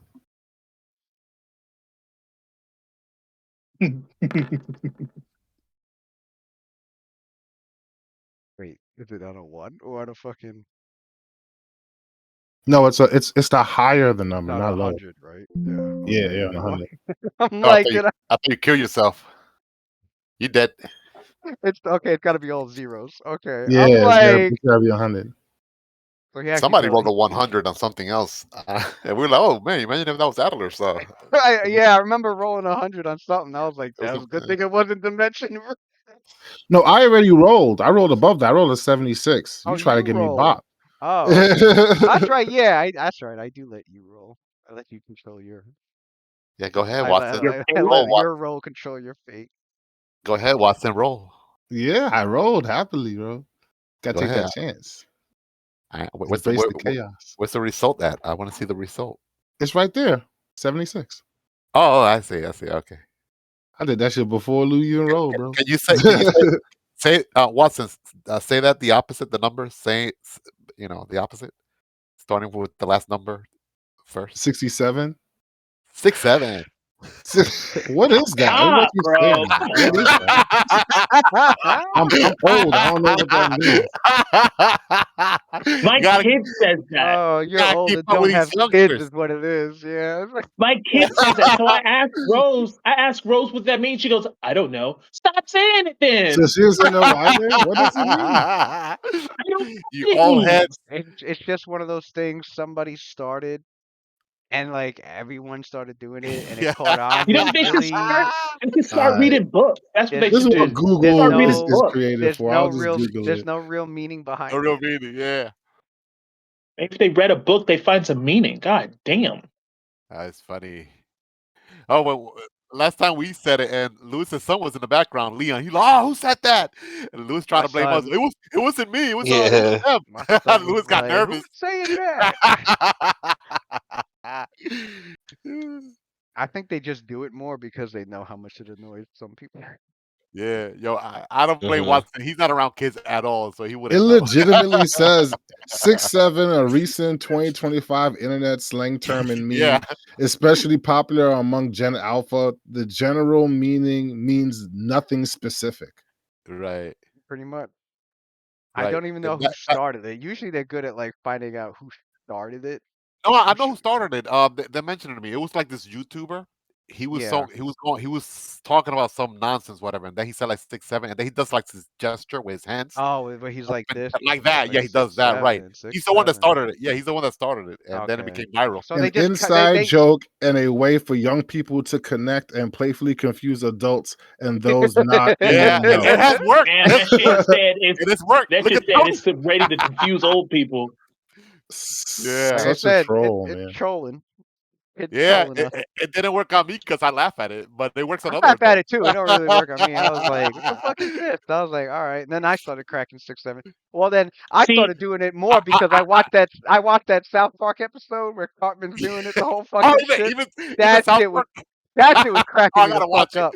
I gotta watch it. They did it on So I South Park. I started. gotta So watch then it. I started fucking with my wife with that shit. I was like, "Hey, can you tell me what the thermostat says?" I had set that shit to 6'7". She looked at it. She was like, she gave me this look like, "Really?" I'm like, Yo, you know by Landia, we were passing around there. There's like this road sign that says like 6'7". One of the kids like, "Oh, Dad, look what it says there." And he got me. And I'm like, "Oh, route 6'7". I think 6'7". what makes it even funnier is when I accidentally say it in just a Yeah, they got normal me, man. They conversation. be getting me. Normal I conversation. was It's talking about hilarious. I something love and it. I was like, "Yeah, I think that happened like 6 or 7 months ago." And my 6 or kids 7, were like, right, right. 6, And 7, then like 6, 6, 7. I was like, "Oh fuck." I love it because it's like, yo, it reminds me of like that villain that Superman has that from the fifth dimension that somehow Superman has to trick him to say his Oh, Mr. name backwards. Mixelpick? That's Oh, Yeah, Mr. right, Mr. right. Picnic. Yeah, And these kids are Mr. clever. They Felix or find whatever. ways for you to say 6'7" or 7'6", and they're like, "Ah, shit, you got me, you little bastard." I find it hilarious. It's kind of cool. Yeah, I it's know some funny. people get pissed though, and I I was find that like, you know funny too what? when people get I'm pissed. sitting here like the world's going to hell in a handbasket. Let them have their fun. Fuck I, it. that, that's a yeah, good point. yeah, Lou, yeah, you and me thinking That's a like good the way to put it. same way, man. You gotta find humor in the most mundane things. Right. I try to Let them find have humor their everywhere. fun. Yeah, Fuck it. Let me join along too. Shit. Better than what I'm hearing in the news. yeah, but it doesn't even seem fair because Watson didn't even know what that meant. And I told him, "Yo, read that number backwards." Honestly, He didn't even know. I'd rather Go hear for it. more of that content in the news than what I'm fucking hearing now. Oh yeah, yeah. Ain't that the truth? Let's not even go there. We'll spend the whole night just talking about that nonsense. I don't want to talk about news because I took the day off today. I'm not trying to hear it. I'm not trying to hear it. Oh yeah, you live through that. I That's live in it. important. Oh yeah, at least I could turn off the radio and let me watch some other nonsense. It's crazy Alright. So yeah, times. Addy teleports to the watchtower, and he goes, don't worry, we gave him a little nibble, but there's nothing wrong with that. A little taste of the real. You sure don't have to bite so hard. I gotta patch these up. He goes over to his room where he starts taking a sharp object and kind of cutting off like little slivers of the end of his blanket and using those little slivers to kind of wrap up his wounds. He goes, there we go. Better. Now, let's get Oh, back to work. he cut up a blanket for that? He's like, I don't Yeah. know. Okay, you guys have a storage closet. I'm assuming Luna's keeping some healing kits in the storage. Oh, I'm pretty sure. There's a smarter way for him to do this. He could Oh, he's just actually doing it just he's like just doing it because he's just yeah. Adler. He's just Adley. He's like, I Yeah. don't feel like going away then. I'll just He use can have Pale Lady heal him. He's I'll just just like, use this. nah, I'll just cut up a blanket and wrap myself with it. He could do that. Yeah. There's an evolution called sacrifice. She could Oh, heal. the evolution. Because I was like, I was thinking of lifelink, but I was like, I think that Nah, was the other way around. Yeah. other way around. Yeah. Yeah. Because what was Yeah. that? Like 1d6. I was only like 1d6 damage. But yeah. Well, it's a new He day and goes age. up to Where are we now? goes up to the observatory and he starts working on his taxidermy. But You start working on Eye Catcher. is that what he named the Oculus? No, that's the giant spider. Oh, Flycatcher. Flycatcher. I keep saying Eye Catcher. You said eye catch. I'm thinking of the Oculus demon because of the fucking eyes. I was like, Oh, you took Flycatcher? Yeah, Flycatcher, that It was was the huge. the first Was one. that shit like huge? dragon, and the Oculus demon. Oh, that's funny. Yeah, the dragon's down the hill, fucking covered up with tarp and preserved alchemically. Like he's scooping out Flycatcher's guts. He's like spider guts, spider guts. Well,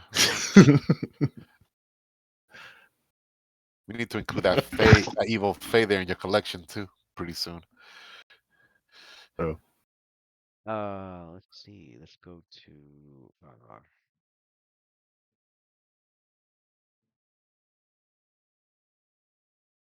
Lucian. I didn't even see you sneak in here, Tony. What up? I know, right? Yeah, he did sneak in. I looked up. I was I was looking at all my other shit. When I went back to roll 20, he's just sitting there chilling. I'm like, oh shit! Yeah. I fucking teleported in there. Mm, Dimension door. Luna's here. yeah. Um. The Oh yeah, Lucian. You. This one's You said me? Yeah, this one's a flashback. This was when you guys were hanging out in Waterdeep time. And in one of your forays into check it out, the local taverns of Waterdeep, enjoying the greatness Mm. the variety that such a city has. Um, Huh. you see the familiar elven figure walk in, and she turns over to the tavern keep. He's like, "Put his drinks on my tab." And the barkeep Mm. nodded. Tavern keep nodded. That's right, they don't use barkeep. They say tavern keep. Tavern keep nodded, and she goes. She sits at the sits at his table. And it's Tira, um, the Oh, elven, from yeah, the the elven rogue that was part of that is part of or like Oryx group, little group. mhm. He goes, From the guild. "Yep." She goes, "Congratulations, champion." He said, you know, Lucian kind of smiles. He's like, I knew we were gonna win. I guess you've made my associates quite happy with that. So have you considered the offer? What about joining your little thieves guild? Yeah, someone of your talent needs to Come on. see it be used at its full potential, and But what we do know about you, Lucian, is surprisingly very little. It was as if you Yeah. just mysteriously showed up in Daggerford one day. That's how Lucian. Go get your own. Mysterious stranger. Lucian's like, I was about to say that's I kind of what he's supposed to do. Lucian's like, I kind of like it that way, actually. Um, I prefer to be out of the way and lesser known. I don't think I'm much of a thief either, to be honest with you, but I'm a little too loud to be a thief. Understatement. Well, not everyone in the organization, is, how shall we say, Roguish. as Roguish. as roguish as one such as myself.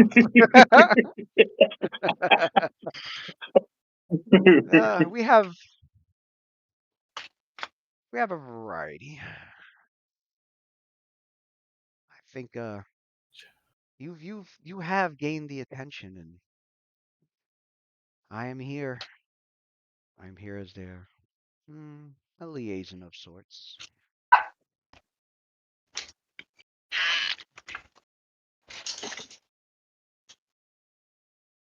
I'll tell you this: it would A liaison for who? for Oh, the other. my associates. I'll tell you this: you ride along with us, you'll be quite satisfied in the rewards it can offer you. Although that also seems to be quite the mystery, Lucian. What are you looking for? Surely it's not just running around with such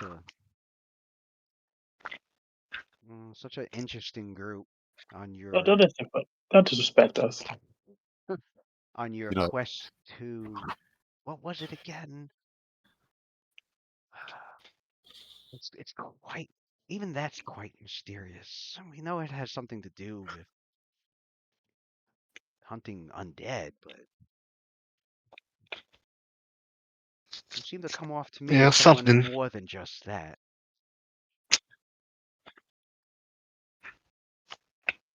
Something of the sort.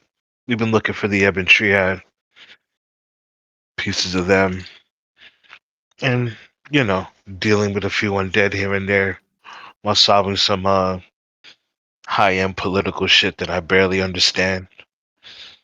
So the group, you all seem to be into some sort of heroic, in other words. I don't know if you want to call it heroic. We're just stumbling into shit.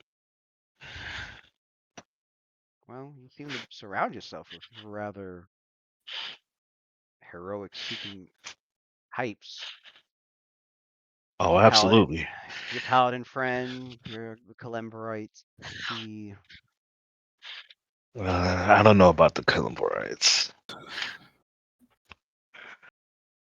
That first one was a bust.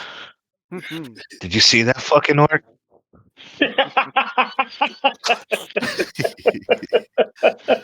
Rosgor was indeed quite the, Ass. how shall we say, Bum? I can see you had very little love for that one. The freeloader? He always rubbed me the wrong way. I'm actually quite glad he's gone. Where has he gone We to? managed to pick up some. Fuck if I know. Fuck if I care.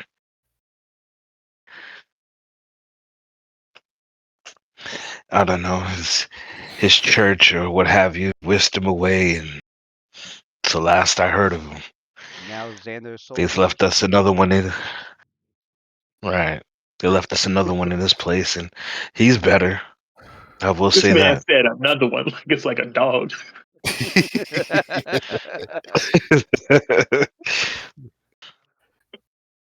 They did a PR stunt with Sander, try to save face for the faith. Right. So she goes, well, I've just been noticing how you seem to be carrying yourself and sort of environment that you seem to be enjoying when you're away from your party members. But Well, the other half of it is, I would say, you definitely attracted the attention of many who witnessed, and not just her, but now have witnessed how rather insanely deadly you are in battle with, with those firearms. yeah, I put on quite a show, huh? Yes, and I can tell you that it's garnered a lot of interest. Hmm. From Not to who? mention, well, definitely my associates. But You keep let's see. saying associates, but what are their names? Well, Lucian, The the fact that I'm vagueness is. well, Lucian, the fact that I'm even talking to you about this is already going above and beyond what I should be doing. So I hope that enlightens you to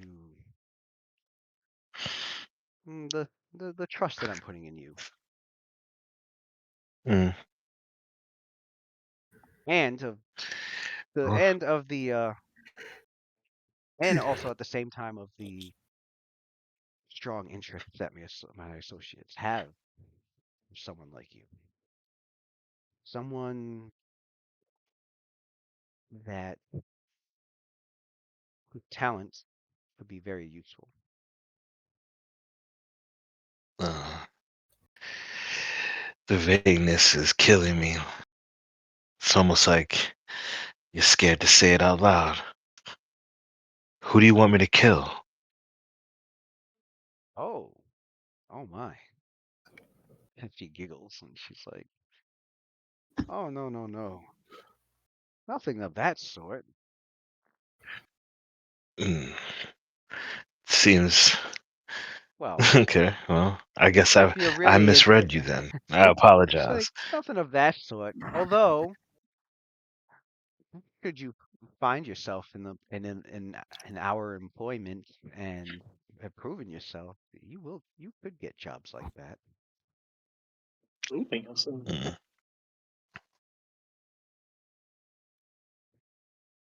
But all right,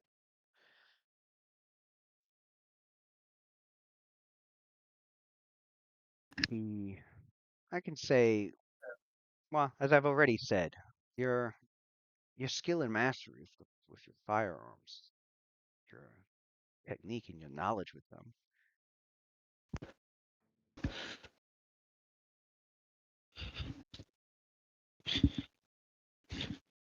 My associates and the rest of those in employment with them were to be able to learn,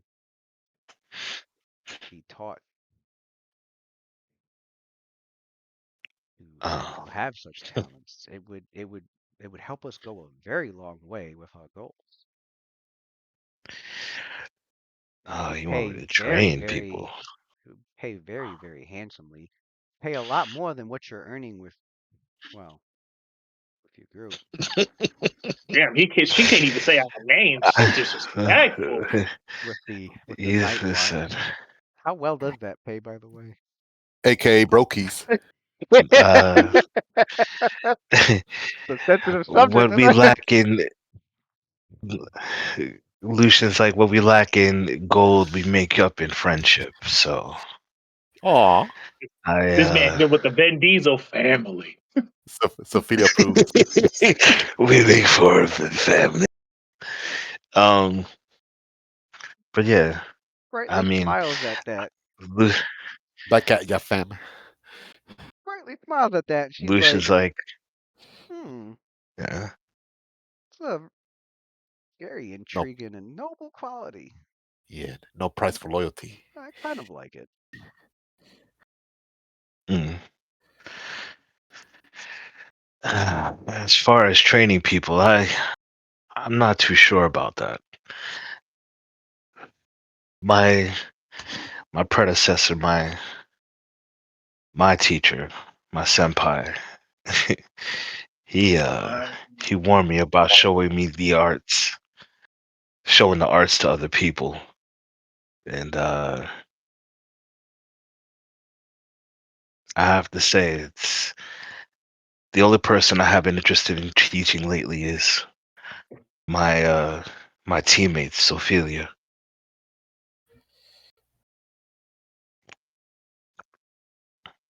Yes. I could. Sophia Spellmates, Paladin of Mistra.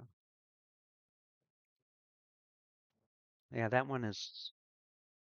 I can see how that person in particular could be a concern should you do decide to work for us.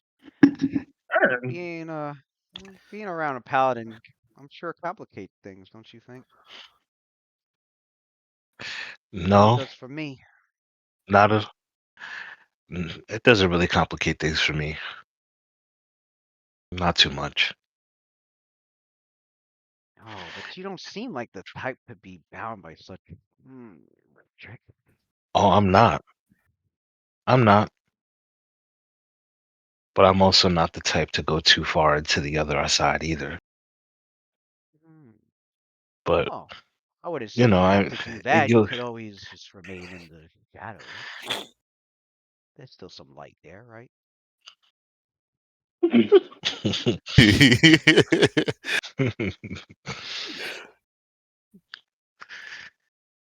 Kill this one. indeed, indeed, indeed, there is. You got an angel and the devil in each shoulder right now, Lucian. Mm. Um, how much would this job pay? Could be up for negotiation, in fact, Mm, but not with me, of course. No, of no. course My not. With your my associates. my associates.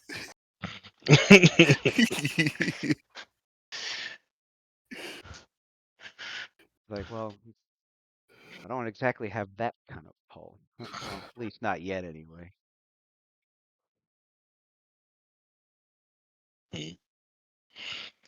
He goes, well, So what would I have to do? Meet them, or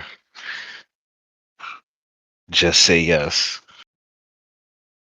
for now, simply just saying yes. And it wouldn't necessarily mean that you officially joined in with us, and it doesn't even need to mean that you have to wholeheartedly join in and go for a full dive and join in entirely. Even just some simple information we may need from you now and then would suffice. Although, should you ever want, you know, um, delve deeper, you may.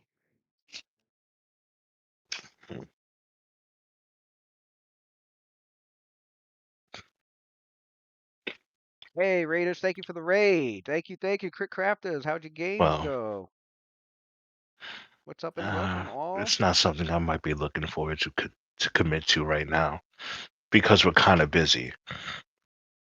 But maybe down the road, if the price is right, maybe I could help you. But you'd have to scratch my back before I scratch yours. Mm.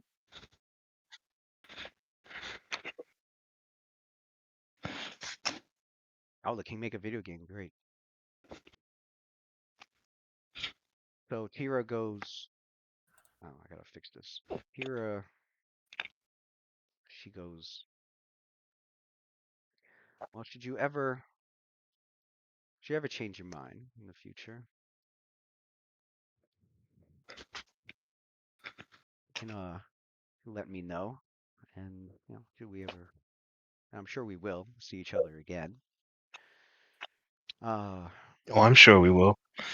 he Hmm. goes, and just to entice you, maybe convince you a little more that we're not not all bad. You know, sometimes we do what we have to do to get by in this world, and as a should you consider as a token, we can offer up information on where Balabar Smenk is. And you see Lucian's eyes light up, and he says, "Oh, really? Well, now you have my ear. You have my attention. Where is he?" Oh. Now, so I get that one up, you're going to have to do a big favor in the sometime in the future. Uh,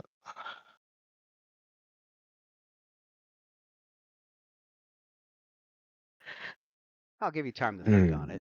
You don't necessarily have to do that tonight. We can actually decide on other things to do. And she plays footsies with you. Pause. Lucian's like, Lucian's looking at Lucian's looking at a size 16-foot, caress his ankle, and he's like, he's looking at her foot like, ugh. It's like, he's like, I'm not Cassidy, right? I don't really just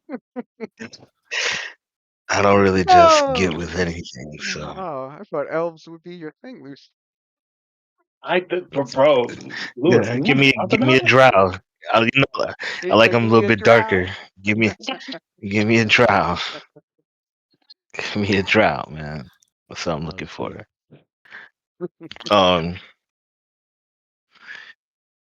Nah, but I'm joking anyway. But well, Lucian's like, you know what? Fuck it. Fuck it.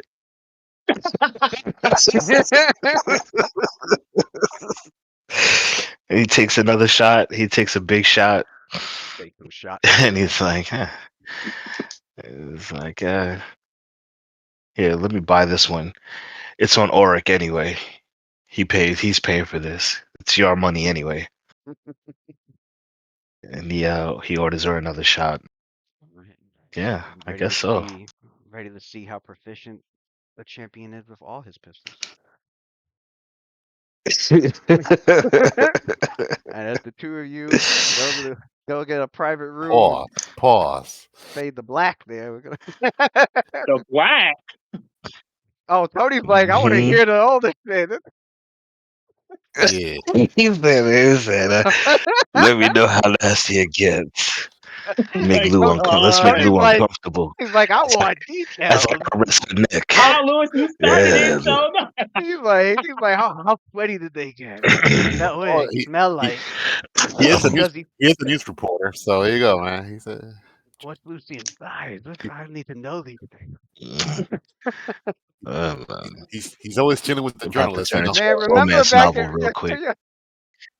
Remember back in high school, we did some wild shit where we were like, let's roll dice to see our characters. Oh, I remember that. I rolled the highest with Darius.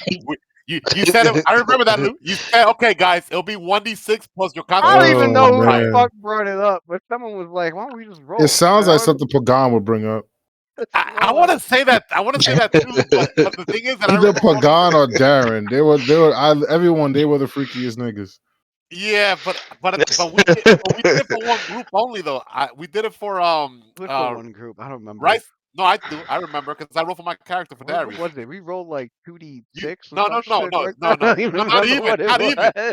Because I remember you said, okay, guys, roll 1d6 plus your Constitution modifier, and I rolled a 6 with Darius, and he has an 18 Constitution. So I'm like, oh shit, this dude is a freaking Santa. See, now that right there is bias. You could tell we were young. We didn't know any better, right? Because I know Constitution has nothing to do, right? And Lewis made the rules. I remember that 1d6 plus Constitution Well, I modifier. didn't know any I know better. Constitution got nothing to do with it. I would have just, yeah, I didn't know any better. Said at the I know time. Constitution ain't got nothing to do with it. Trust me, I know. Yeah, no. man. If you watch a porn, you know damn well that ain't got nothing to do with it. There's a magical world though. You got people that could cheat, like Ren, Transmuter. Yo, what's that old porn star's name again? He had like a mustache. He was kind Ron of fat Jeremy? too. Yeah, see, you already know. Oh You already- yeah. Everybody His constitution is everybody not no knows motherfucking high Ron Jeremy, constitution, yeah. bro. That was the only name I've ever kept hearing. I'm like, who the fuck is Ron Jeremy? Oh, he's a porn star from the 70s. Okay. I remember, Luther, you also found this rule for like, because we thought that charisma translate to like physical beauty, and we're like, no, not necessarily. And then you found a rule for comeliness. I think it was. Oh, okay, guys. It was Rule for in comeliness. Comeliness means I thought that yeah. was an expanded. It was an expanded ability score Yeah. for. It was an Unearthed Arcana. It was. Yep. It was Yeah. second. I think it was first or second. I mean, edition. comeliness was like totally worthless. It's just that okay, you got an 18 comeliness, you're very attractive. That's it. No, nothing in the game. That's all Pagan cared about. You would have have the highest comeliness on the planet. It did have mechanics to it. It did have that. Oh, I yeah. thought it's just you're cute. That's No, it. no, I'm like, who no, gives a it shit? had mechanics to it. It was like supplemental mechanics that helped with your charisma. Okay, I know that it was like apart And from. then charisma. it had some other rules where it was like you could change this like if like your comeliness score could be this, but towards like certain races it could be lower or higher. Mm. Like an elf to an orc. Yeah, Like and it's it true, was like man. the orc wouldn't see their comeliness score as an 18, and orc would see It's the true. elf's comeliness score as like I think Yeah, because minus even 4 lower or something crazy like that. But it did offer like mechanical benefits. okay, yeah. Because in our world, we got people that are very charismatic, as you can see, cult following charismatic. They're ugly as hell, but they still can't take away their charismatic. Now we just leave it as charisma. You can describe your appearance all you want. It's your personality that matters, not your looks. Right. Be the ugliest motherfucker, but if you can intimidate a charisma. whole room of fucking people in the building, Intimidate who or gives a damn shit? You got Yep. got them scared. or bluff them, or I mean, Your what's that? other one? Diplomacy. your presence was strong enough. Shit, it ain't about your looks. Yeah, it's like that. Okay. You know, that's what I like about Forgotten Realms. They don't discriminate. You got that guy from Waterdeep. About that Gert. confidence. That's why you be seeing guys that don't, they don't look. You be seeing average looking guys or whatever, and with like good looking women. It's like, well, it's because they have the confidence. They carried that charisma. Confidence. Yeah, confidence. the Actually is a gab. big part. Right. Confidence is a big part. A lot of guys get intimidated by beautiful looking women. I mean, come on, the worst that could happen is no. People are afraid of no's. Just like anything, you could build tolerance. Let's see. All right. That high level Still got rogue. Luna. Yeah, Luna. Yeah. Oh shit. Lunita. All right. Luna.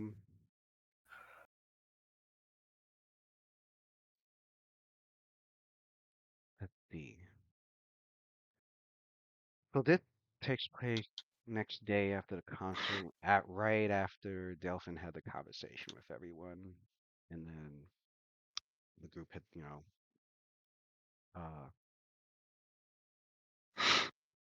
decided to, they talked amongst each other for a bit, talking about what they were going to be doing in the meantime before, and what they, what everyone was going to do in the meantime in Daggerford, how long the group's going to be there for, and when to prepare, and choose when to set off for Long Saddle. After that was discussed, and obviously you as the players can discuss it in WhatsApp. But on the way to the library, yes sir. As the group's leaving, Delphin calls out to Luna. It's like, Luna, may I have a moment? Yes. I was on my way to the library, but she looks at her like a pretend watch. I guess I have time. Hi, Poppy. Interesting gesture. I don't know what that means. No. Uh, that's that's curious at your gesture, at your watch gesture, because you don't watch this in the first.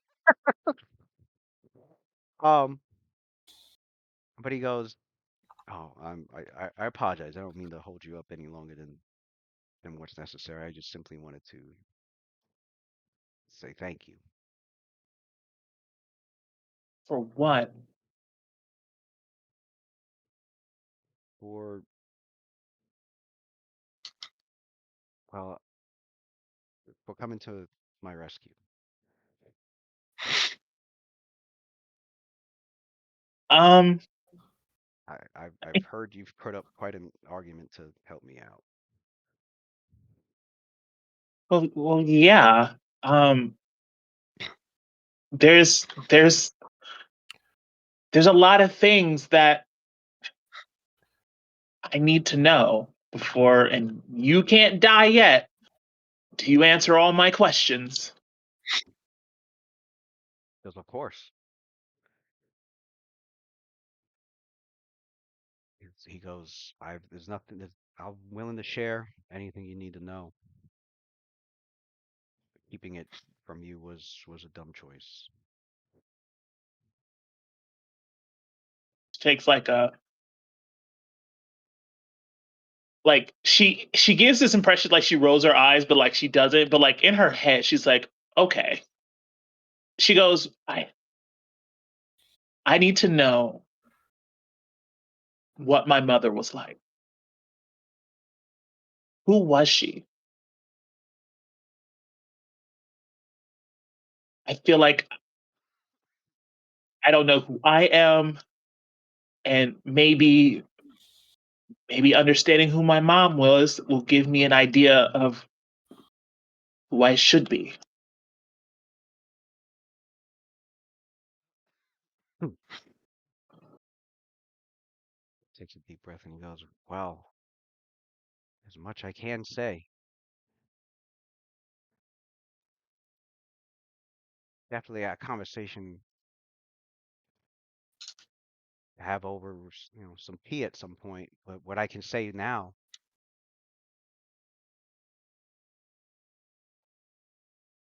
is your mother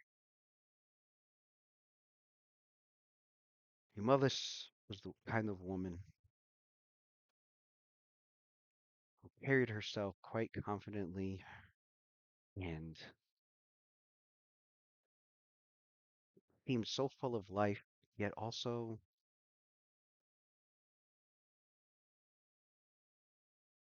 she was carrying something within her that just burdened her. But she didn't Luna let it. goes, charismatic. We talking about my mom here? I am anything but charismatic. Well, there was a time before, how shall I say, before her inner burdens weighed more and more heavily on her. He didn't exactly tell me everything about her past either. I learned a bit here or there when she was willing to share.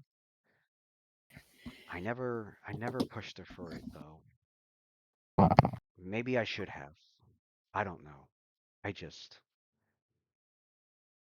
gave her space, and at the same time, just found myself falling in love with a woman who was intelligent, talented at magic, had this yearning for life despite the mask that she wore.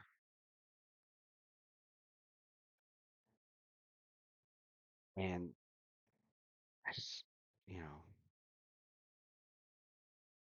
it came off as someone crying for help, and I wanted to be there to help, but just didn't know how.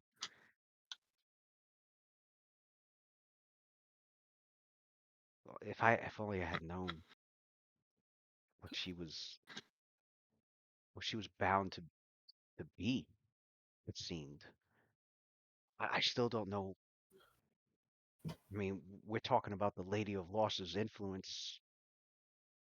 If she's if a being who's one of her domains is secrets. And if you're a person that keeps secrets, how will anyone ever know how to help you? How will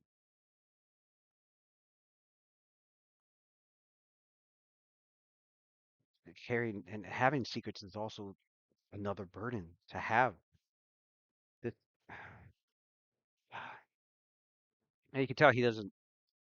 Uh, when he speaks about Shar, he always says her alias because there's a belief that could most likely very well is true that by saying the name of the god, they'll be able to hear what you're talking about concerning them. So That explains a lot. he never says Shar. He always calls her by one of her aliases, the Lady of Loss or the Mistress of the Night. Like he'll use all of the euphemisms and nothing, never say her actual name in case she might start listening. But Which is funny because Luna always calls her Shar, which would kind of placate on her being haunted because she, in a way, maybe she's still hearing. You know what I mean? right. Work out that way.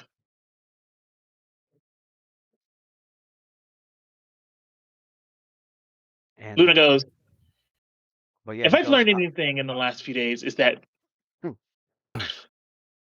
there's something about my family that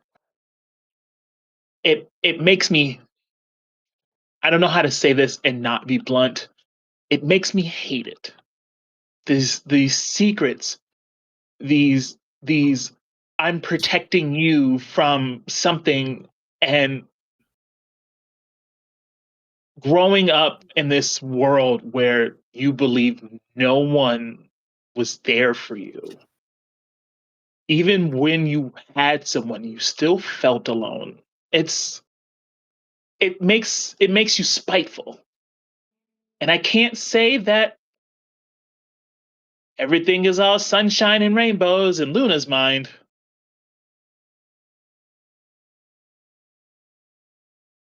I just don't understand why now.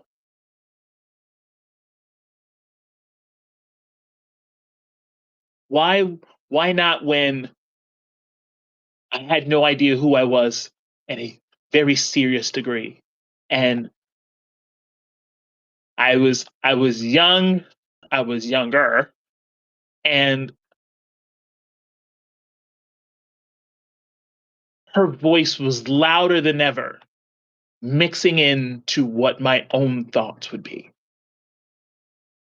Why that? Why not then?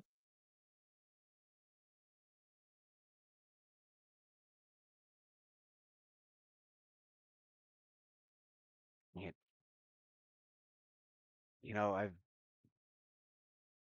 had an instructor to many magic users. I tend to try my best to find an answer for them and all their questions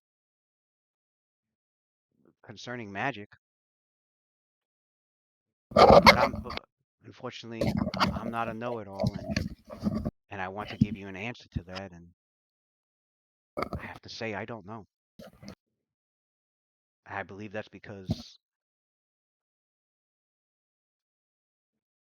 there's many answers that can be given to you about that. It all depends on who you ask. If you Well, if you want my opinion, I think it's an answer you have to find for yourself that only you can find and that would make sense to you. I could say something. I could say, "Oh, it could be just fate." That might not be acceptable to you. I could say, "Well, it's just the way the circumstances are. The roll of the dice," as maybe a Timoran would say.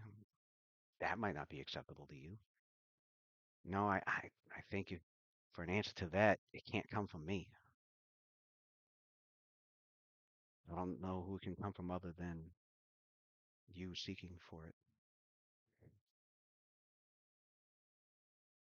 You know, people look at me like I'm Sophia's lost puppy, you know, because she was the closest thing to family I've ever had. I don't, that he will always be the family I've had. Because when I was at my lowest, whether it be the Fire Knights looking at me weird and finding any reason to get rid of me, or me even looking to turn to Shar, she was always there. And how else do you define family at that point? You know what I mean? I don't, I'm not looking for answers of fate. I'm not looking for answers. I just want to know, was it worth knowing that you had a kid who suffered alone? Was it worth keeping that secret? Knowing what I now, no. I was ignorant to your suffering. I figured Sophelia was enough.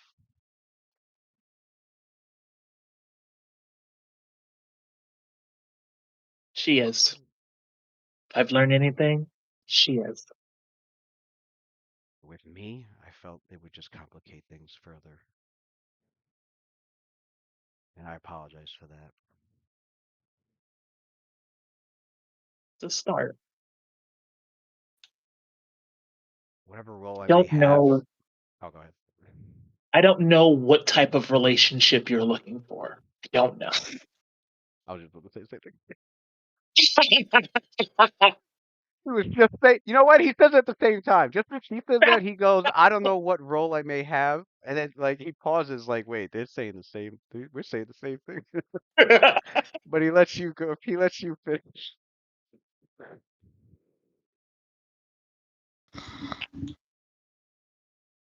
maybe maybe that's something that I need to think on. It's hard to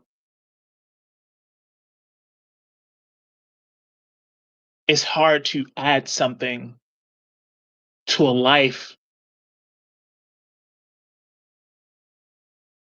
that I've sadly become accustomed to have such a grand change. And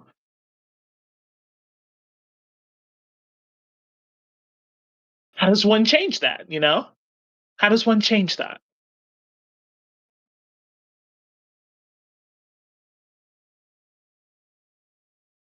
Last thing I would want is Sophelia to feel like she's being replaced.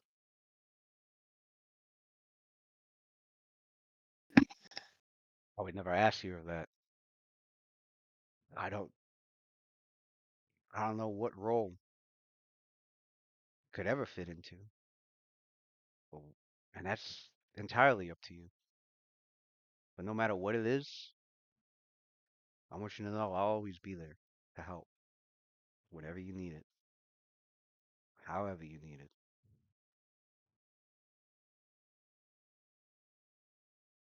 I think what I need now is a bit of space.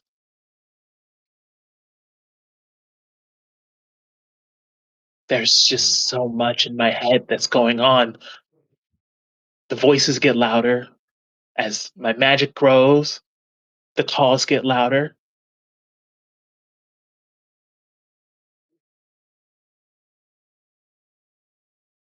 Can never escape that.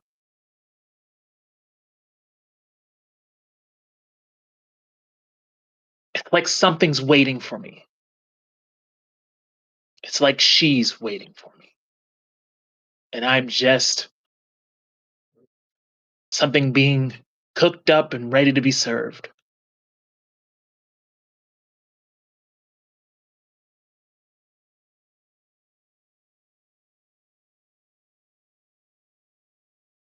We'll get to the bottom of this. I know you will. And I, for my part, I'm going to do everything I can. What I should have done instead of sitting in my tower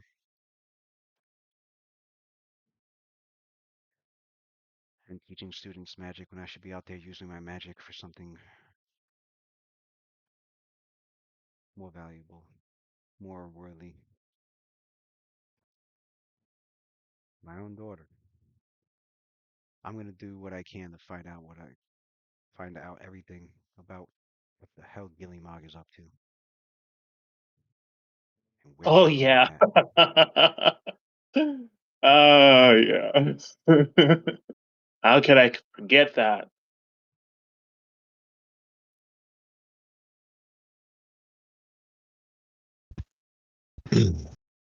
In the You're about grand to snoop around and scheme get of things, kidnapped I again. am not angry with you. I can't be. I guess I don't have the time to be angry.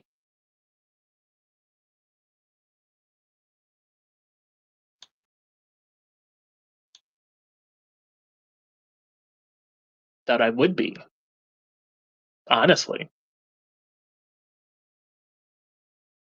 But like,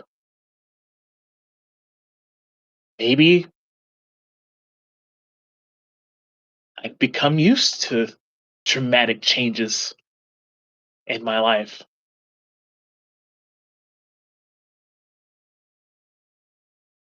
You've come far, Luna. Whether you see it or not, your magic is amazing. You can be as great of a you can tutor it as well, if not even better than I. Should you take on pupil witches, and the fact that you haven't fallen prey to the shadow weave,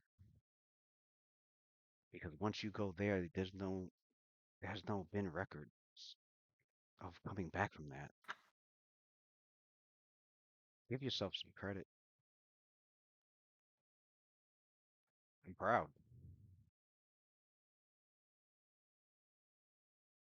I believe the stronger you get, as strong as you already are,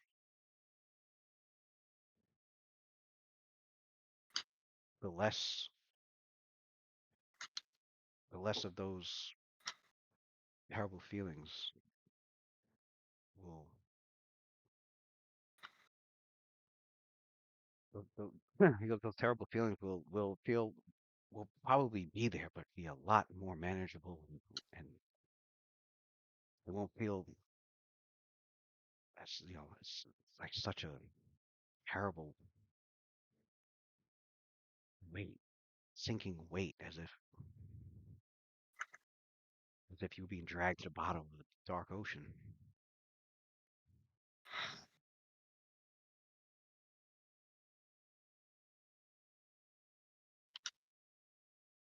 Yeah.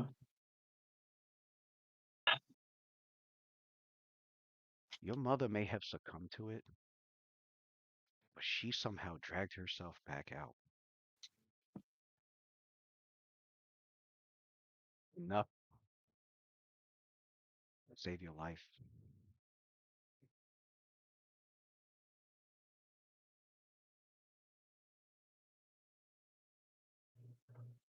It would have been nice to meet her. She would have had a blast hanging with Sophelia. We would have had like festives. She would have met Adelar, Lucian, reluctantly Roth.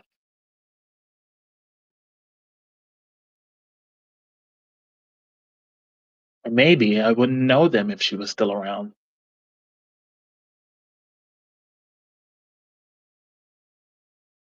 Do I say she's better off not being here. Because I wouldn't have the family I have now. Or wish for the family I never had. Something to ponder. Sounds like you're close to the answer already.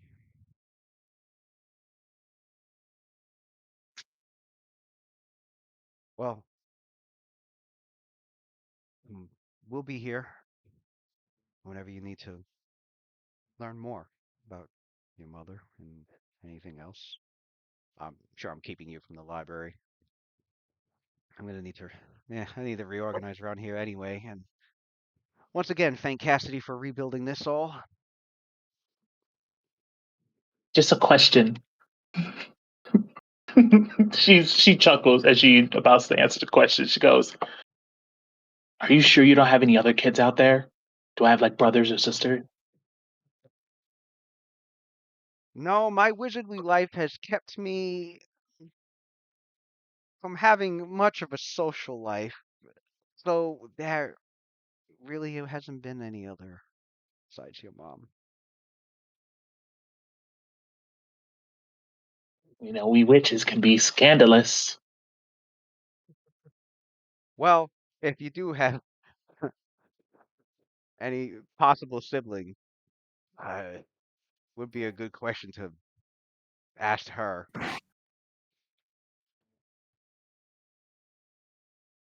It'd be kind of weird to have a witch brother or sister. Then I could trade spells with them. That's the hard thing is I can only learn so much myself. But do you know how cool it would be if another witch who probably knows things different than me? You know what I mean? It's exciting, I think. Would it be weird because I'm used to being the only one?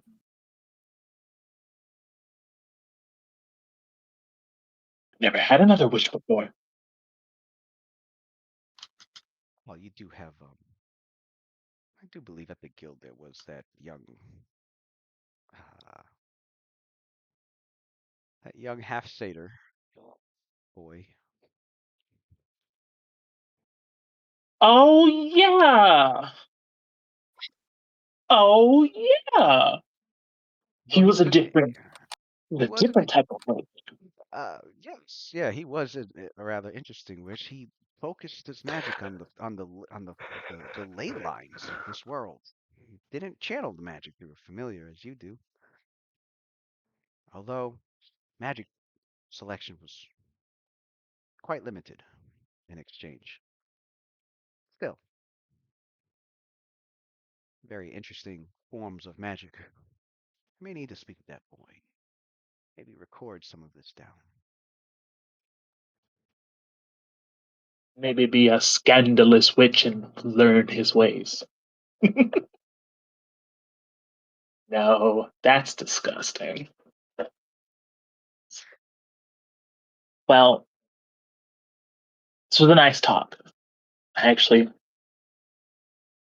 I think this is a first of many, as Sophia would say.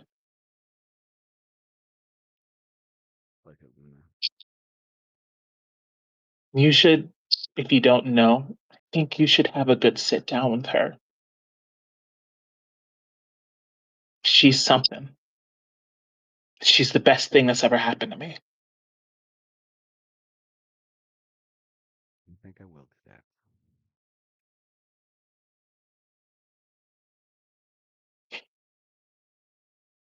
Now I see why people think I'm a lost puppy. Sophia, talk about her a lot. Don't ever tell her I said that, okay? I don't need her ego as already as big as it is. I wouldn't say ego, her charismatic aura. As oblivious as a never mind. Never mind. She she takes a step towards Delphin and it looks like she wants to like hug him, but doesn't. She like almost like extend her arms, but doesn't, and like instead extends her hand into a handshake. To which he obliges with a warm smile.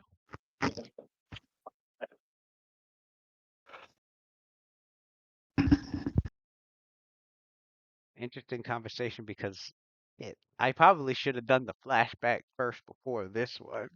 So I didn't expect the conversation to go the way it did. Because the flashback I needed to do with her was while they were in Waterdeep. Because for Luna Moonstar, that werecat that she's met a few times and has been actually talking with during her visits to the House of the Moon, um, had excitedly come up to her on one of her visits, say, um, uh, yeah, excitedly ran up to Luna and she's like, "Oh, she's ready to meet you. She's ready to meet you. She wants to meet you." Whoa. No, wait. No way. No way. You know how exciting this is? I have so many questions. Cool. Chill. Chill, Luna. Chill. Chill. That's cool. What do we do now? Well, Not that I'm excited or anything. I'm well, if you're here chilling. going, it's gonna be you and me taking a trip to the Gothbrog Wood. Now, it is quite a bit of a journey from Waterdeep. He goes, a day or two maybe, but you will finally be able to meet the Moon Witch, Haithmani. And she goes, Haithmani Moonstar. And she's looking around, and and she kind of like whispers to you. She's like, Haithmani Moonstar. Yes, he's a relative. He's my great aunt. But I try not to. We try not to. She, hmm, uh, distanced herself from the family, but still gets along with a few of us. Ah, distant family relatives. I know that all too well.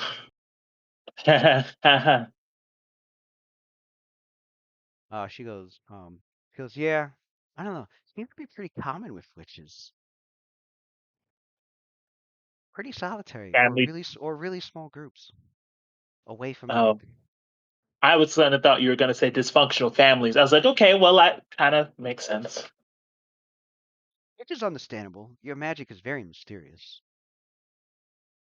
So, a lot of learned arcane uh, teachers and magic users tend not to really pay much attention to it.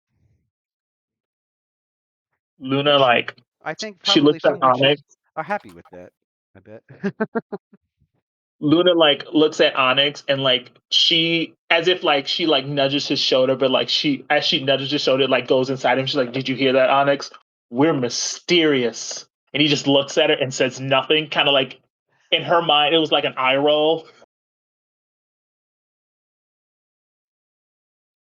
um, but but for Luna, she goes,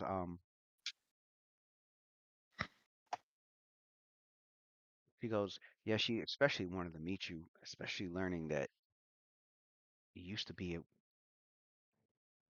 uh, you used to be part of the coven of the Nightweaver witches, and that you have been escaping the temptations of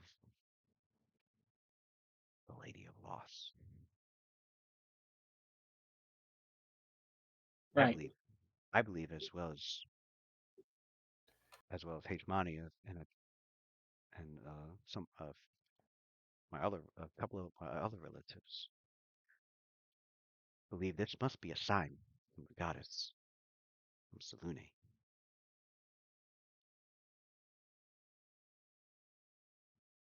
She has been, but Hmani, she's long been not only a servant of Selune, but as a witch as well. Um, and she lives away. She doesn't. It Mainly because she doesn't want any legitimacies to anything concerning the nobility. Yeah, because Luna recalls that the Moonstar family is one of the great noble families of Waterdeep, which I think there's like 80 noble families in Waterdeep. So, and being nobility in Waterdeep is a huge deal. Um, and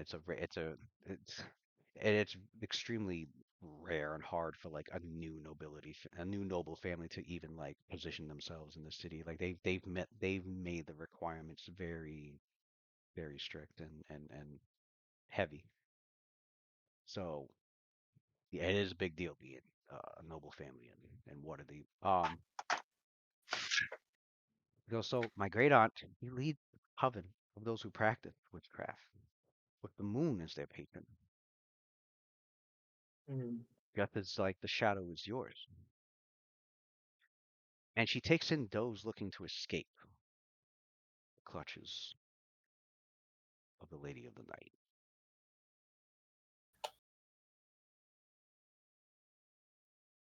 Oh, it looks like add that to the extra questions I have. Maybe I can get this voice here under control. And who knows? If you're willing, she may even have you get taught lunar magic. Excuse me.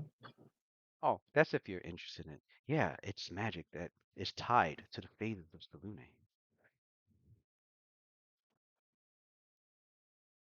Luna takes like an awkward step forward. She goes, "Go on. You're speaking my language." Well, it would be best if the coven explained to you that one. I don't have any training in that, but some of them have mastered it. I'll add But that. get your things and meet me back here, and we'll make our way down the northern coast. So she hurriedly grabs her things and she stops. And in her mind, she goes, "I should tell Sophelia I'm leaving." No, she'll be fine. This is my journey. And she doesn't tell Sophelia that she's leaving. Instead, she grabs her shit and goes. And as you go, grab your things. You and Faluna got your winter weather gear because that cold is coming. I mean, it's here and it's gonna get worse because winter is coming. Uh, um, and the winters in the north can be quite harsh. Uh, so she when you meet with her, she goes, we have some pretty good steeds that we can ride from the stables at my family home. So we'll go get those. And so she brings you along to the Moonstar Villa, which is magnificently uh you know in its structure and design. As you find yourself in the wards of in one in the ward of one of the wards of Waterdeep where the rich live. Um and a servant had brought the horses over to you to the two of you and you ride out. You ride out following Faluna as he leads you along the northern coast, which is made up of cliff faces all along the coastline. That's about 200 feet above sea level before it like just drops into the Sea of Swords. Um,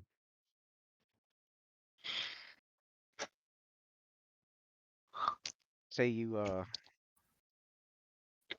she she goes, these are the fastest horses we have, so we should be able to get there maybe about 6 7 hours. As in Evelyn Luna talks this woman's ear off about the adventure, about her magic, about her alchemy.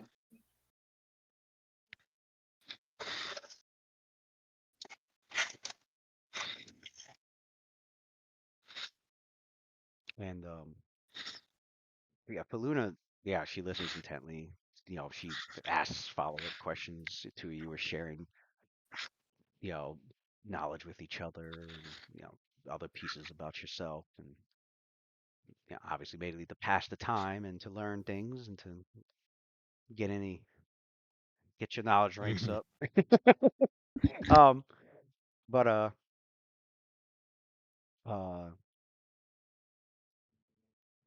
what you realize the time that she mentioned, it's going to be nightfall. Um, and she does, as you're thinking it, she does bring it up. She goes, "It's going to be nightfall when we get there, but that's the best time to go there." She goes, "Because we're going to need to be able to find the path. It only Path? yeah." She's like, "There's a path that leads into a glen within the Gothbrog woods where the coven resides. The path can only be followed at night when the moon is out. But it's not following the." She's like, you'll see what it is that you'll have to follow." And sure enough, night falls and Selûne, the moon, is in the sky. I think the phase might be a waxing now. It's a waxing gusset. It's a waxing gibbet. Um, and you see the moon up in the sky with swift Selûne tears trailing behind it. Selûne tears being like all these little points of light that trail behind Selûne in the sky. Making it look like as if the moon's shedding tears as it's going across the sky. So they call that trail, Selûne's tears. Um, and you do you see the edge of the woods in the distance, and it's more towards the where the cliff faces are at.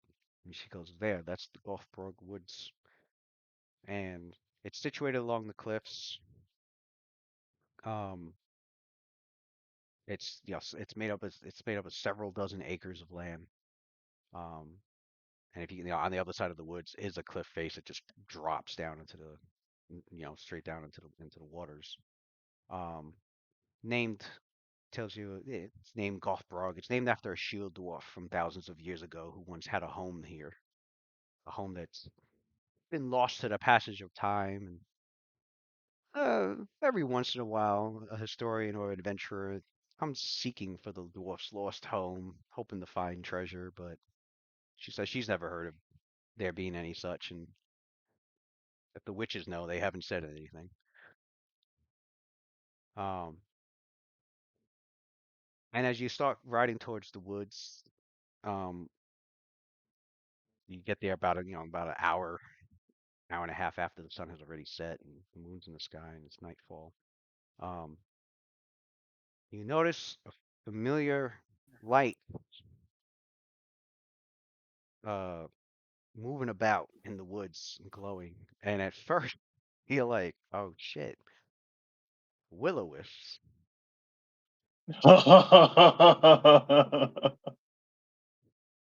And Baluna goes, Baluna looks at you and she's like, "Don't worry, they're not what you think they are. Those aren't will-o-wisps."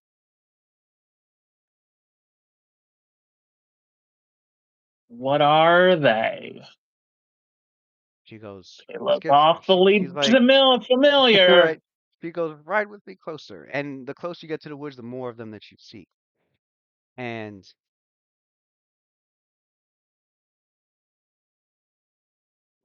did I have it open?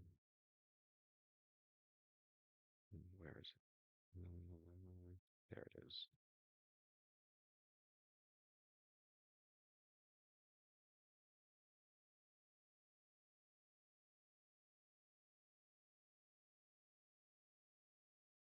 She goes, "These are known as fire stars."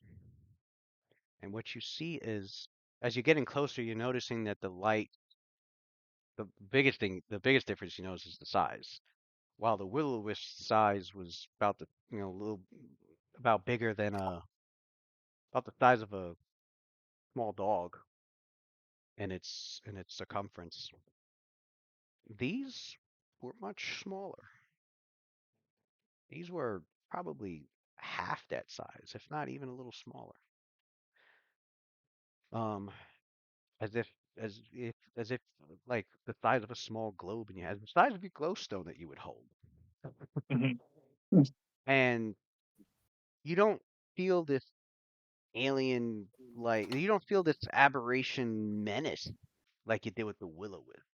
The Will-O-Wisp seem to have evoked from you and your party members the sense of dread, but not from the fire stars. They are eerily beautiful. They're silent, they float, they're fist-sized motes of light, faintly glowing. And you can, and she goes, yeah, they do get mistaken for Will-O-Wisp. They're generally quite harmless.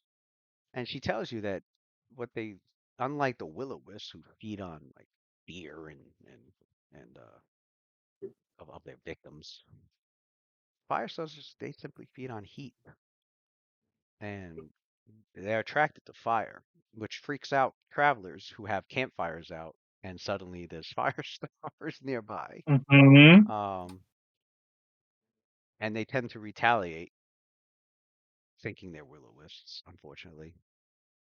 And she's like, but they go by a much more uh, fun name,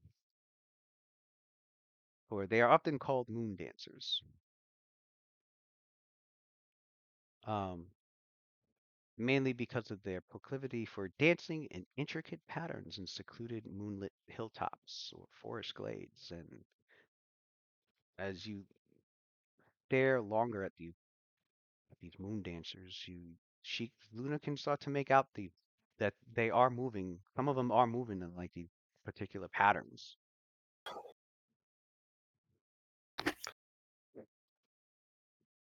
They are intelligent and quite reclusive for good reason. Um, and she goes, if you somehow have the magical ability to speak with them telepathically, you can even have a conversation. They do speak. I They do speak. do have. They do know the common and the Oran language. But they cannot physically speak. But yeah, she shares with you everything they know. What she knows about moon dances. Not everything. She says the fire stars tend to be. What do you do when the conversations that have been had with them? They're very secretive about like their more personal aspects of their own lives. Um, so they don't know everything about them, but they do know like they're able to absorb electricity and fire, which they feed on, and it can heal them if they're ever hurt. Um, and they can actually even grow more. The more they feed off of it, they can use that energy to protect themselves as well. Game mechanics wise, they can absorb electricity and fire not only to heal but to like give themselves temporary hit points. Um, they are immune to magic, just like a will-o-wisp. So there's been some theories about their possible relation to them, but no sage has hit upon an exact science behind it, at least not yet. But they are immune to magic, just like the will-o-wisp, except for magic missile and cold. Cold magic can hurt, also can harm them. As a defense, they can unleash these bolts of lightning to attack any anyone being violent with them. But what they tend to do is avoid violence entirely and fly away and completely extinguish their glow to make themselves invisible if they have to. Just like a will-o-wisp, but um So she goes. She stops at the edge of the woods, and she's like, you'll be taught by the coven which of the fire stars pattern to follow to lead you to the glen. But Luna goes, they tell it changed. They make sure it changes now and then for security reasons, of course. Can't blame them. And she goes, well, they did teach me for tonight what the pattern is. And you see her like looking at the fire stars, and she goes, all right, follow me this way. And yeah, so now Luna realizes that's what she meant is how to follow the path. Basically, when it's the moon dances that come out at night, and there's certain ones you can follow, or that you're supposed to follow if you're trying to reach the glen where the coven is located. Um, and she goes, and the witches have a very deep relationship with the moon dancers here. They help them, and vice versa. And she says, in fact, some of the witches have taken fire stars on as familiars.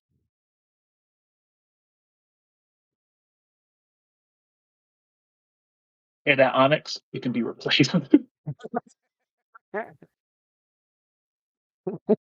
Onyx is like, excuse me.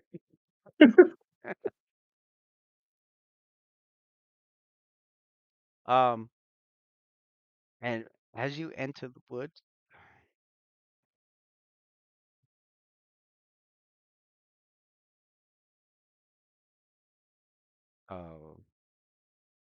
roll a perception check.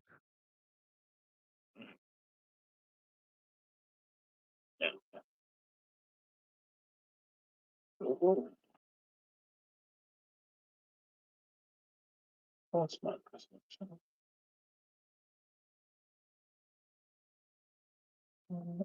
Okay.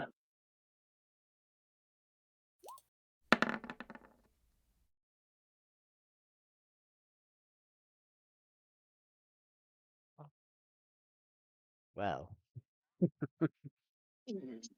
well, neither of you two was able to spot this figure, this large humanoid figure that was in hiding within these woods and came rushing out towards the two of you. A tall humanoid figure standing about 9 to 10 feet tall. That flickers like moonlight reflected on a pond. And it hefts a massive crescent-bladed battle axe in one hand and a shield emblazoned with crescent moons in the other, with its eyes having a pale, malevolent glint.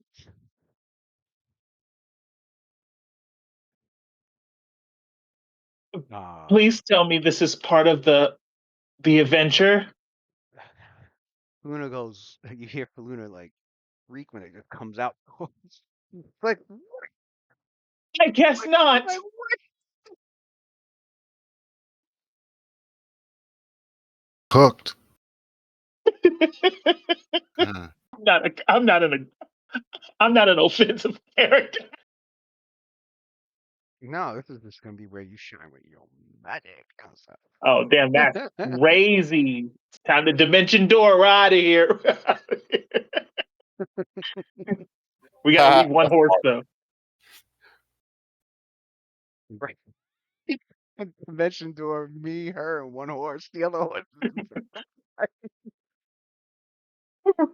Because I gotta take Onyx with me, so that's 4 people. decoy. Yep, gotta have the decoy horse.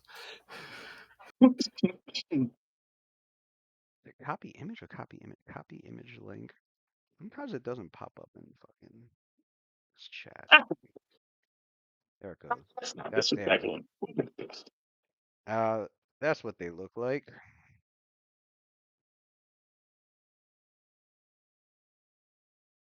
And you can roll a nature check on that.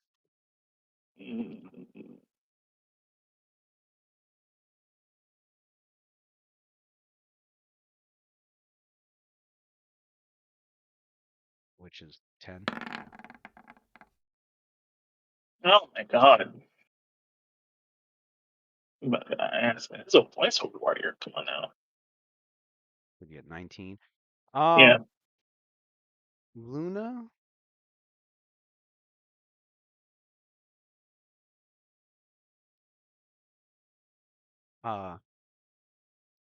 Had recently, with her studies, came upon learning about these beings. Although she regrets not learning much more, or at least remembering as much as she would like to. But this before them was what is known as I mean, they have their own names for themselves, but what uh, scholars have just dubbed them are lunar ravagers,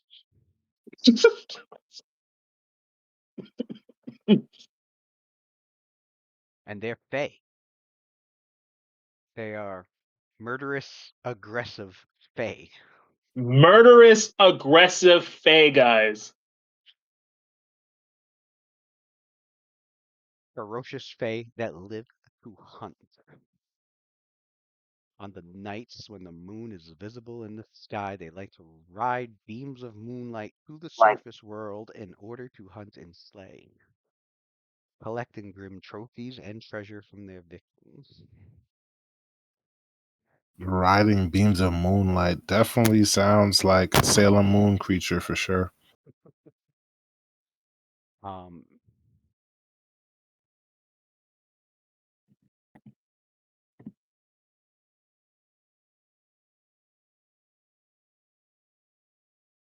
but yes.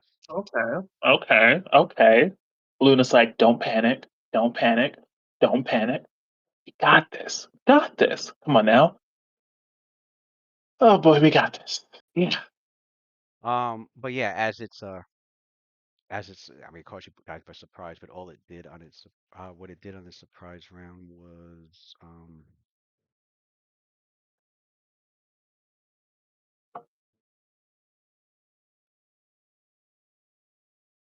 15, no.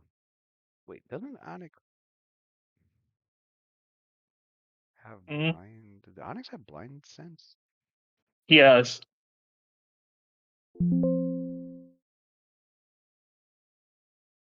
Blind sight. Okay.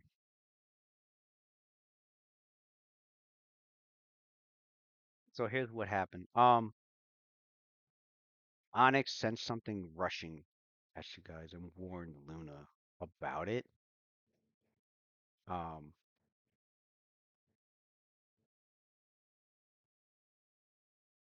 and something that was when you let's see, let me make this roll.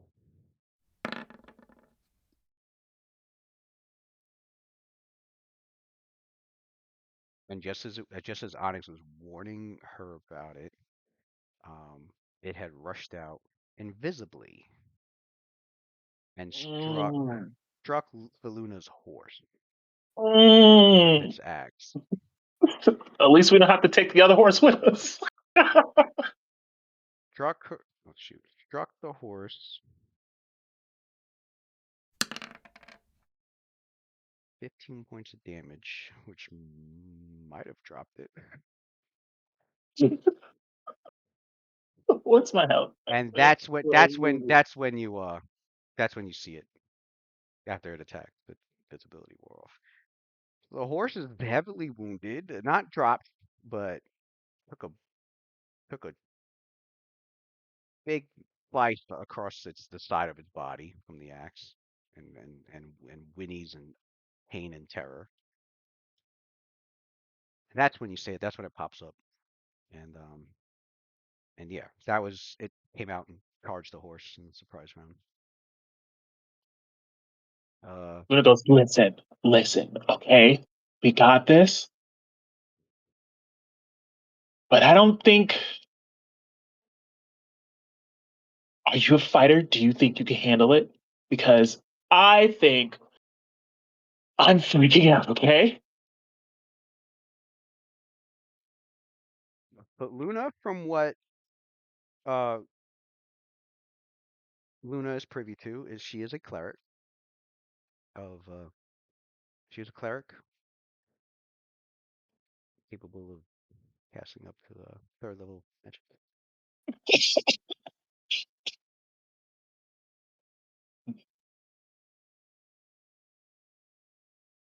Luna Might goes, make her, I might make her. I might make a little higher considering how dated her class and level was written back for like the year 1369 in the game, but this is like 5 years after her stats were in game anyway. So I'm going to assume she's probably higher in 5 years in level than the book that I'm reading that she's in. Probably make her 7. But she's a cleric. She's a capable cleric. Capable enough to help out and survive this with Luna. Luna goes, we're not gonna run, okay? We're not gonna run. We can handle this. I can handle this. Yeah.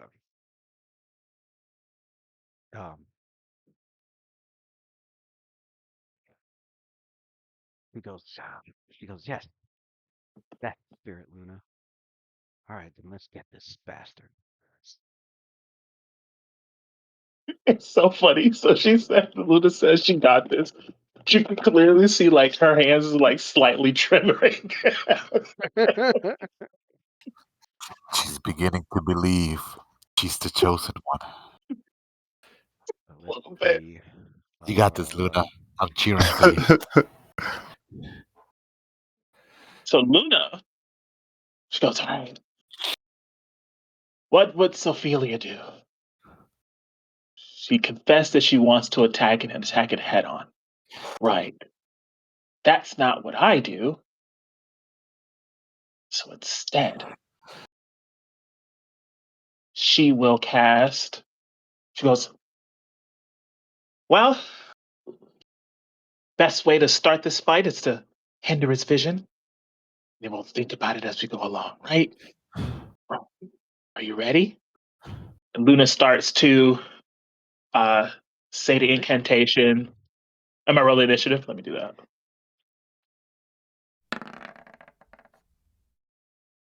Because I know what I'm going to do now. Ooh, that's experience talking there. Yeah. Battle hardened veteran Luna. Seasoned warrior.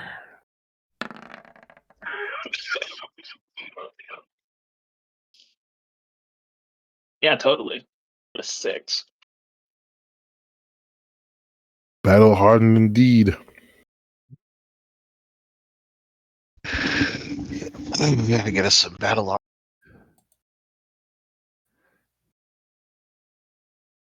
Luna's actually never been in combat by herself, so I think I can. I think that's what I'm going to do. Bread and butter. The axe That's attack. just it. That's just says Lunar Ravager. the horse got a better initiative than me. That's Slices crazy. into the horse's neck. No, I was rolling for the attack of the Lunar Ravager on the horse. Which, Right. which cut Basically, you lost initiative. which cut deep halfway into the horse's neck and dropped it. Damn, one shot. It's like we walking the rest of the way. With the other attack being raised up high in the air, two-handed as it just comes down and tries to bring the axe down on Luna, who had managed to land on the ground safely, but she turns towards the attack, and fortunately, she does manage to dodge the attack aside. But when the axe hits, it hits until like it hit it when she goes to dodge, the axe freaking cuts through several branches of a tree that was behind her, and slices like halfway into the tree before like slamming into the ground. I got some HP. Okay, I got more HP than Icarus, so I can handle it. And then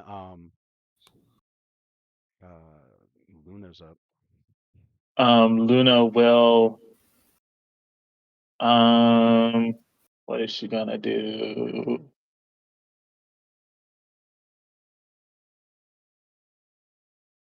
She is going to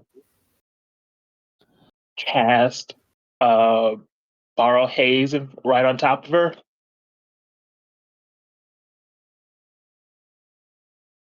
And then step further into the smoke.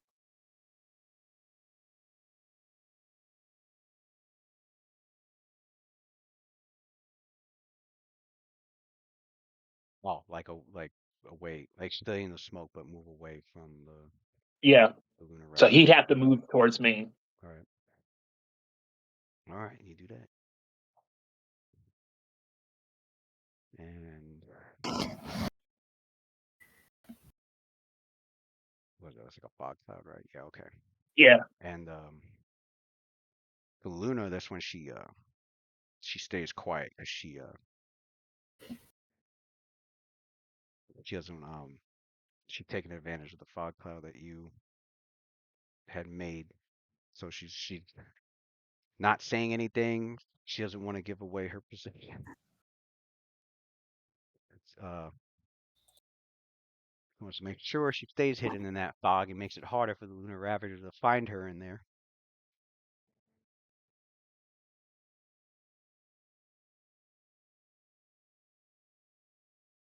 And He ain't gonna do shit. She's like, you know what? If I keep quiet, worry about anything.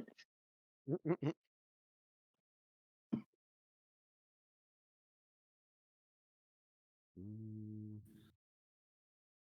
move deeper. Okay. I'm gonna roll a perception.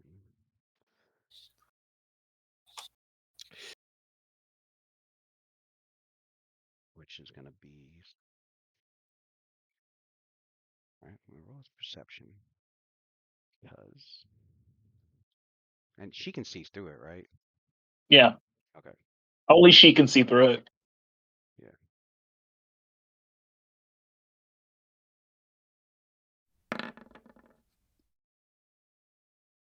So it looks towards Luna's direction. But the way its eyes are looking towards her, it's as if like she can tell that he doesn't know exactly where she's at, but is definitely listening out for where her and her horse is located. And obviously it's not like you guys are stealthing. And it grins. You see him grin as it looks like it's in an intense focus in like towards where you're at, and then there's a sudden burst of magical light that explodes out from your area and covers you and the horse in like this glowing pale light, like moonlight. And he says in the Sylvan language, "Oh, there you are."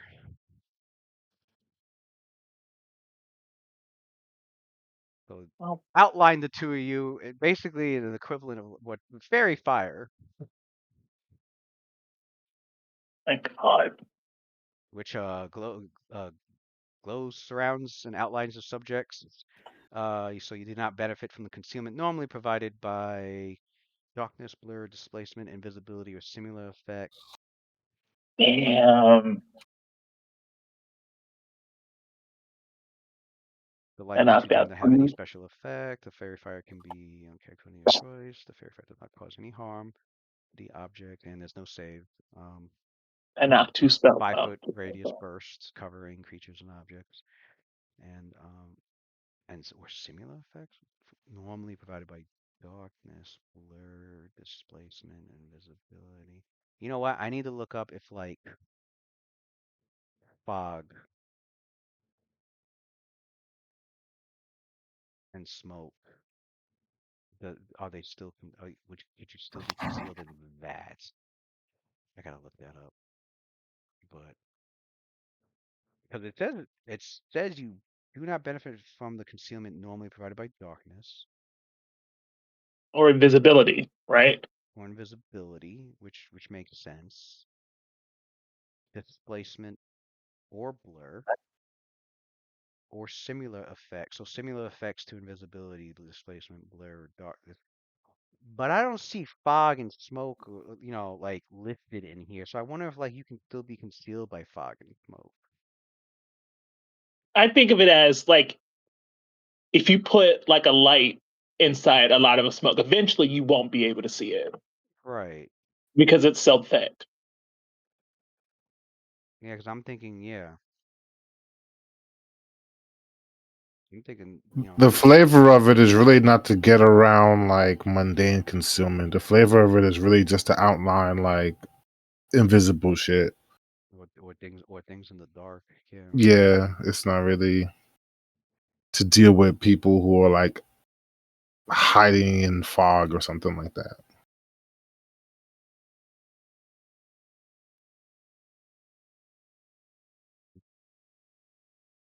I didn't think so. All right.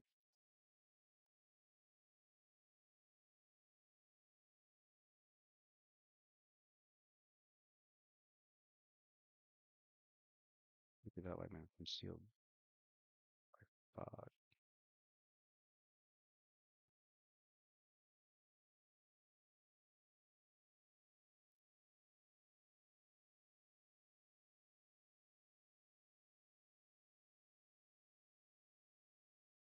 Okay. Yeah, yeah, I can see that. That makes a lot more sense.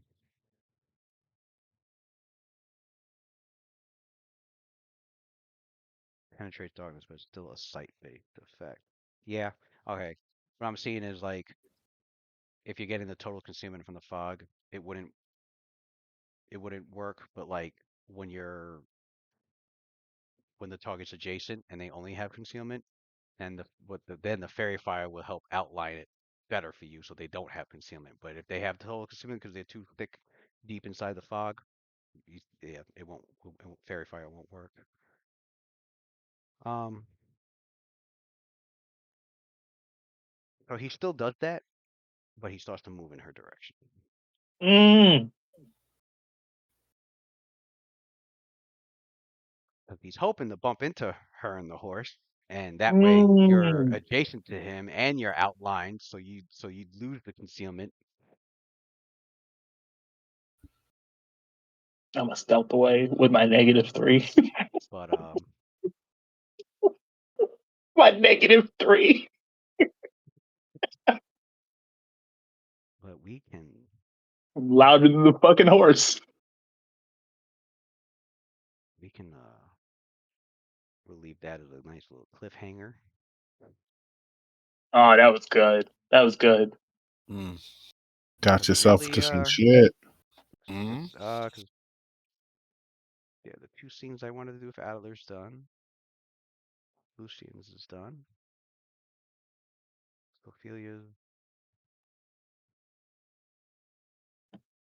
Yeah, after this one with Luna, that'll be done. When she meets Hafmani after this. If she lives. I just got one with Cassidy, one with Sophia. With Sophia, Calden wants to speak with her. So that's coming up. And then, Oh, no reveal yet? This downtime?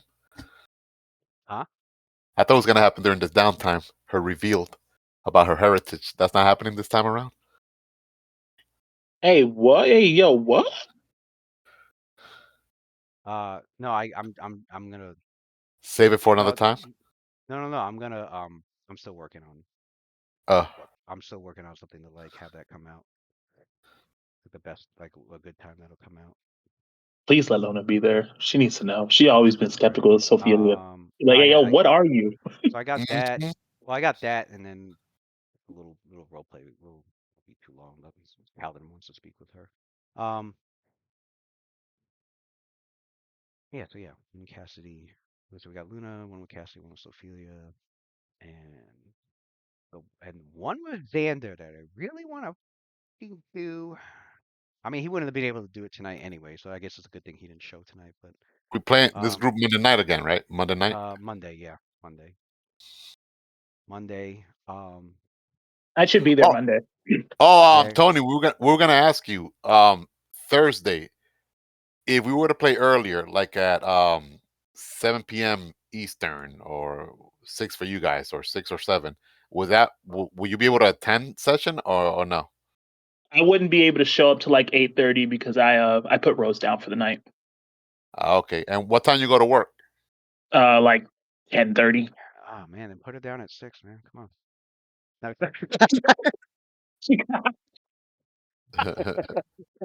Her bedtime routine starts at 7, so she's usually in bed by 8:30. sit there and Yeah. say, Go to bed at 6 o'clock. My life would be so easy. Yeah, like we're thinking of, like, on Thursday, if that works for you, we could switch it instead of starting at 10 like we do on when we play on Thursday. We could start like earlier. Yeah, let's try it. Lou, are we done with the 13th level character sheets? I'd say. You mean the 12th? Oh, done with the Or sheets. 13. Think I thought we were 12 already. We're no, at no, 13 no, now. I mistook what he said. He meant, are we done? Is everyone done updating their sheets? Almost. I had to do Sophilia's. I had to do the rest of Sophilia's equipment, which won't take long. But I think I did all of Sophilia's other stuff. And Adler, you gave me his stuff. I did that. Oh, for Luna, one of those has to be a 6th level or lower. The favorite class one. Okay, I'll give you that. Did Ricky do his So character so stuff pick already? so pick the 2 that you want to keep, and then give me a 6th level one. He better Yeah. not come with he hasn't done his level 13 And stuff, then Rick. yeah, Been yeah, it's been a month. Rick, I got Cassidy's, and I think I got Lucine's too. He's on notice. You Yeah. you told him last time we played. Yeah. For, Are we Rick. playing but- tomorrow? Yeah, I got Lucine's and Cassidy's. They gave me their shit. Ricky's the only one. Just Luna's spell stuff, and oh, Rick's is easy. Rick just he got 2 skill points That's what I'm and saying. A beat. That's it. and a Taking feat. forever. He's having problems trying to pick a feat though, which I could understand. Oh, But Mm. it's really just a feat he needs to pick for his character, and the 2 skill points. Literally, but I thought he was getting Mukja. Wild cohort, whatever. oh, that's He's not well. doing it anymore. Spoilers. No, he wants to, but that would require like the group going to fuck is the going to that town to pick her up, Hell yeah. which would alert them that Roscoe's been captured. No, the Roth is dead. The Roth is dead. Not captured. Roth is dead. Well, she Don't said play he was. coy with She said he's been captured and possibly compromised, and that all that's left of him is he sent Mokjar down to give those halflings a message. Well, to you pass. said you said Out of character. Mukja. Out of character. I had him killed and become a fucking Q spawn, but Yeah, I know he's dead. You know how I knew he was That's dead already. crazy. You know how I knew. You know how I knew he was dead. Want me to tell you how I knew he was dead? Because last time you mentioned, oh, Mukja is not enhanced no more. She doesn't have an animal companionship. And I'm like, So there's 2 ways that shit happens. The master died, or he became an undead and cut the connection with the animal companion. So you basically spoiled it without even knowing you spoiled it. well, I'd say her animal companion stuff lasted long enough to deliver the message. But when they find her, they're going to find out that she's not the same dog she used to be. I mean, Man, that's the worst. she'll be in her natural. She'll be in her natural state and not her bonded Barking up the wrong magical state. But that's like the worst fate for a Calemverite, becoming an undead. But Such an insult. I don't know. If you ever watch her later, there's still a level 15 feat you could use. So I'm sure by then, I think I'll have it by then that they'll You definitely know, know for sure. probably not a good But idea to introduce Mukja, I don't think, because then we're yeah, gonna get derailed. I know it. it's gonna We're gonna get get derailed. derailed. That's why I'm like, Yeah, he should wait on that. Level 15 would be a better especially choice. especially with Adler, he'll get derailed, and because I know Sophie, she's mission driven. She'll be like, okay, we cannot do that Yeah, I would now. say We it's gotta save Ophelia and the world. Xander, yeah, and Lucian be like, well, sucks to be him. Let's just go Yeah, do it. yeah, yeah. Lucian wouldn't give a fuck. Lucian won't give Uh, a shit. But Adler, Adler would Adler Yeah. had a definitely. Adler was the most Yeah, connected to him because they had a lot of yeah, good he was. conversations They had and they had a connection. I don't think that Sophia this time around would not be able to dissuade them. They would have to come to a compromise. Sophie was right, gonna send him on right. a solo mission. Adler She had was gonna been send like, him on a nope. solo mission. Yeah, These days with him having more mobility and more power, he wouldn't even yeah. argue. He got an army of followers now too at his disposal. Yeah, So, he like would just Sophie, say it, and then if there's yeah. opposition, he would just No, leave. yeah, no, but he got charisma too. He could convince Ophelia. Like Sophie, are you like what's that word? Uh, you don't trust in my abilities, being able to keep myself alive, and she'll be like, oh, you make a good point there. All she'll say is, well, keep us like apprised, like send us a message periodically, magically or whatever, and if you need us, you know where to get us. That type of shit. But she knows that Adler is capable. Pale Lady and all those diabolical shit he can freaking summon. I mean, aberration shit, not diabolical. So Right. I know for a fact that Adler would like he has to go do that. You know, so Yeah, that's all I uh, was saying. It's probably better if it's out of sight and it's out of mind for him. as far as But the crew is concerned, the yeah, moment he gets reminded about it, he's gonna be yeah, like, "Oh, well, let's go see." And then someone's yeah, like, because "Oh, I don't want he's to." He'll be like, yeah "Okay," he's a he'll just leave. I mean, whether whatever happened at a character, that's out of character. But in character, he's a founding member and he's a member of the Night Watch as far as Sophia and the group is concerned. Yeah, And yeah, Lucian has his differences, but I always saw like a Sanji type Zoro type of rivalry, but a little more extreme. But but at the end of the day, like what's his name? Real? Like Roth, if he saw like Lucian about to get killed or something, I want to say that he would try to save Lucian. Maybe not. I think you're giving that man way too much credit. Well, You Sophie give him believes. way too Oh, much maybe credit. not. Maybe he wouldn't do that, but Sophie believes that he would. Hey man, he was like, he shouldn't have been so close to the battle. I could hear him saying that. I, but Sophie will have to like pay him back in favor because he was like, "Well, Sophie, if you died, I'll make sure to bury you and sanctify your corpse so you don't come back as an undead." I guess I owe him that, man. If he's dead, gotta repay him with the same honor that he was gonna bestow. Kill him and sanctify him. We got Sander. He could do his little sanctify spell, so he doesn't come, so they can't summon him again as an undead. Yo, he was high level though. He cannot just be a regular Kias spawn. He must be like some sort of enhanced version, some sort of powerful undead. You better make him a powerful undead, Lou. You can't disrespect him like that. You can't just make him a level 1 freaking zombie. That Lucian kills with 1 bullet. That would be so lackluster,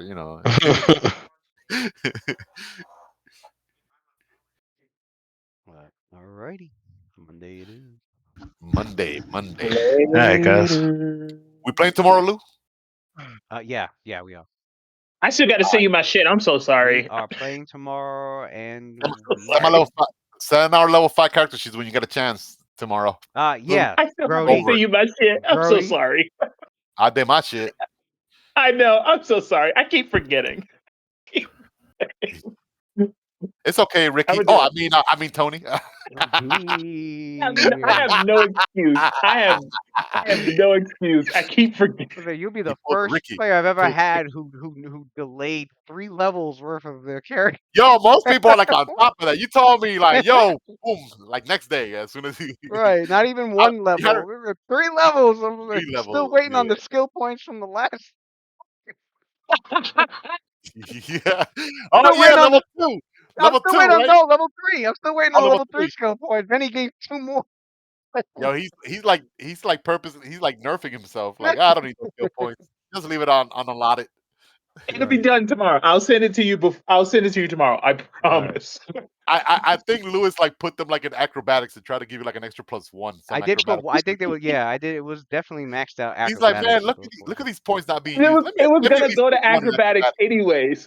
There you go. That's what I Perfect. So, figured. I was looking at Pete. I was like, wow, I'm gonna put this on because I think I needed to yeah. make one for him, and I was like, Every he point count. definitely would have maxed this out. So let me just max this Yeah. out. Yeah, acrobatics will always be maxed out. Yeah. Send us our But sheets all right. tomorrow. Get that done, Tony. It's gonna I be will. fun. Every time I see a message, I'm like, oh fuck, I forgot again. Yeah, that's the comedy group, man. That's the funny group. Yeah, All right. man. That's gonna be fun, man. I like that group. They're kind of cool, Yeah, man. yeah. It is. It is. Bro, I get returning shield this time. Let's go. I'm about to. I gotta make a Ooh. list of comeback to like Jen's character because she's always got some smart shit to say. So I gotta have a quip prepared. Right. All All right, right, see you guys tomorrow. see you All tomorrow, right. guys. See All you right, guys. tomorrow. Now let's see who I can raid. Raid. Uh,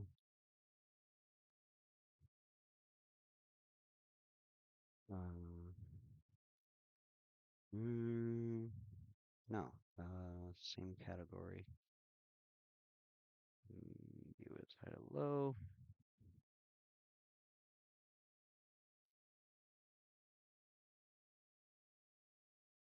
Order of the dice.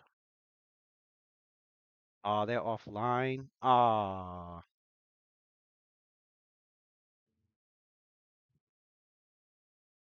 Okay. How about Okay, who are we rating?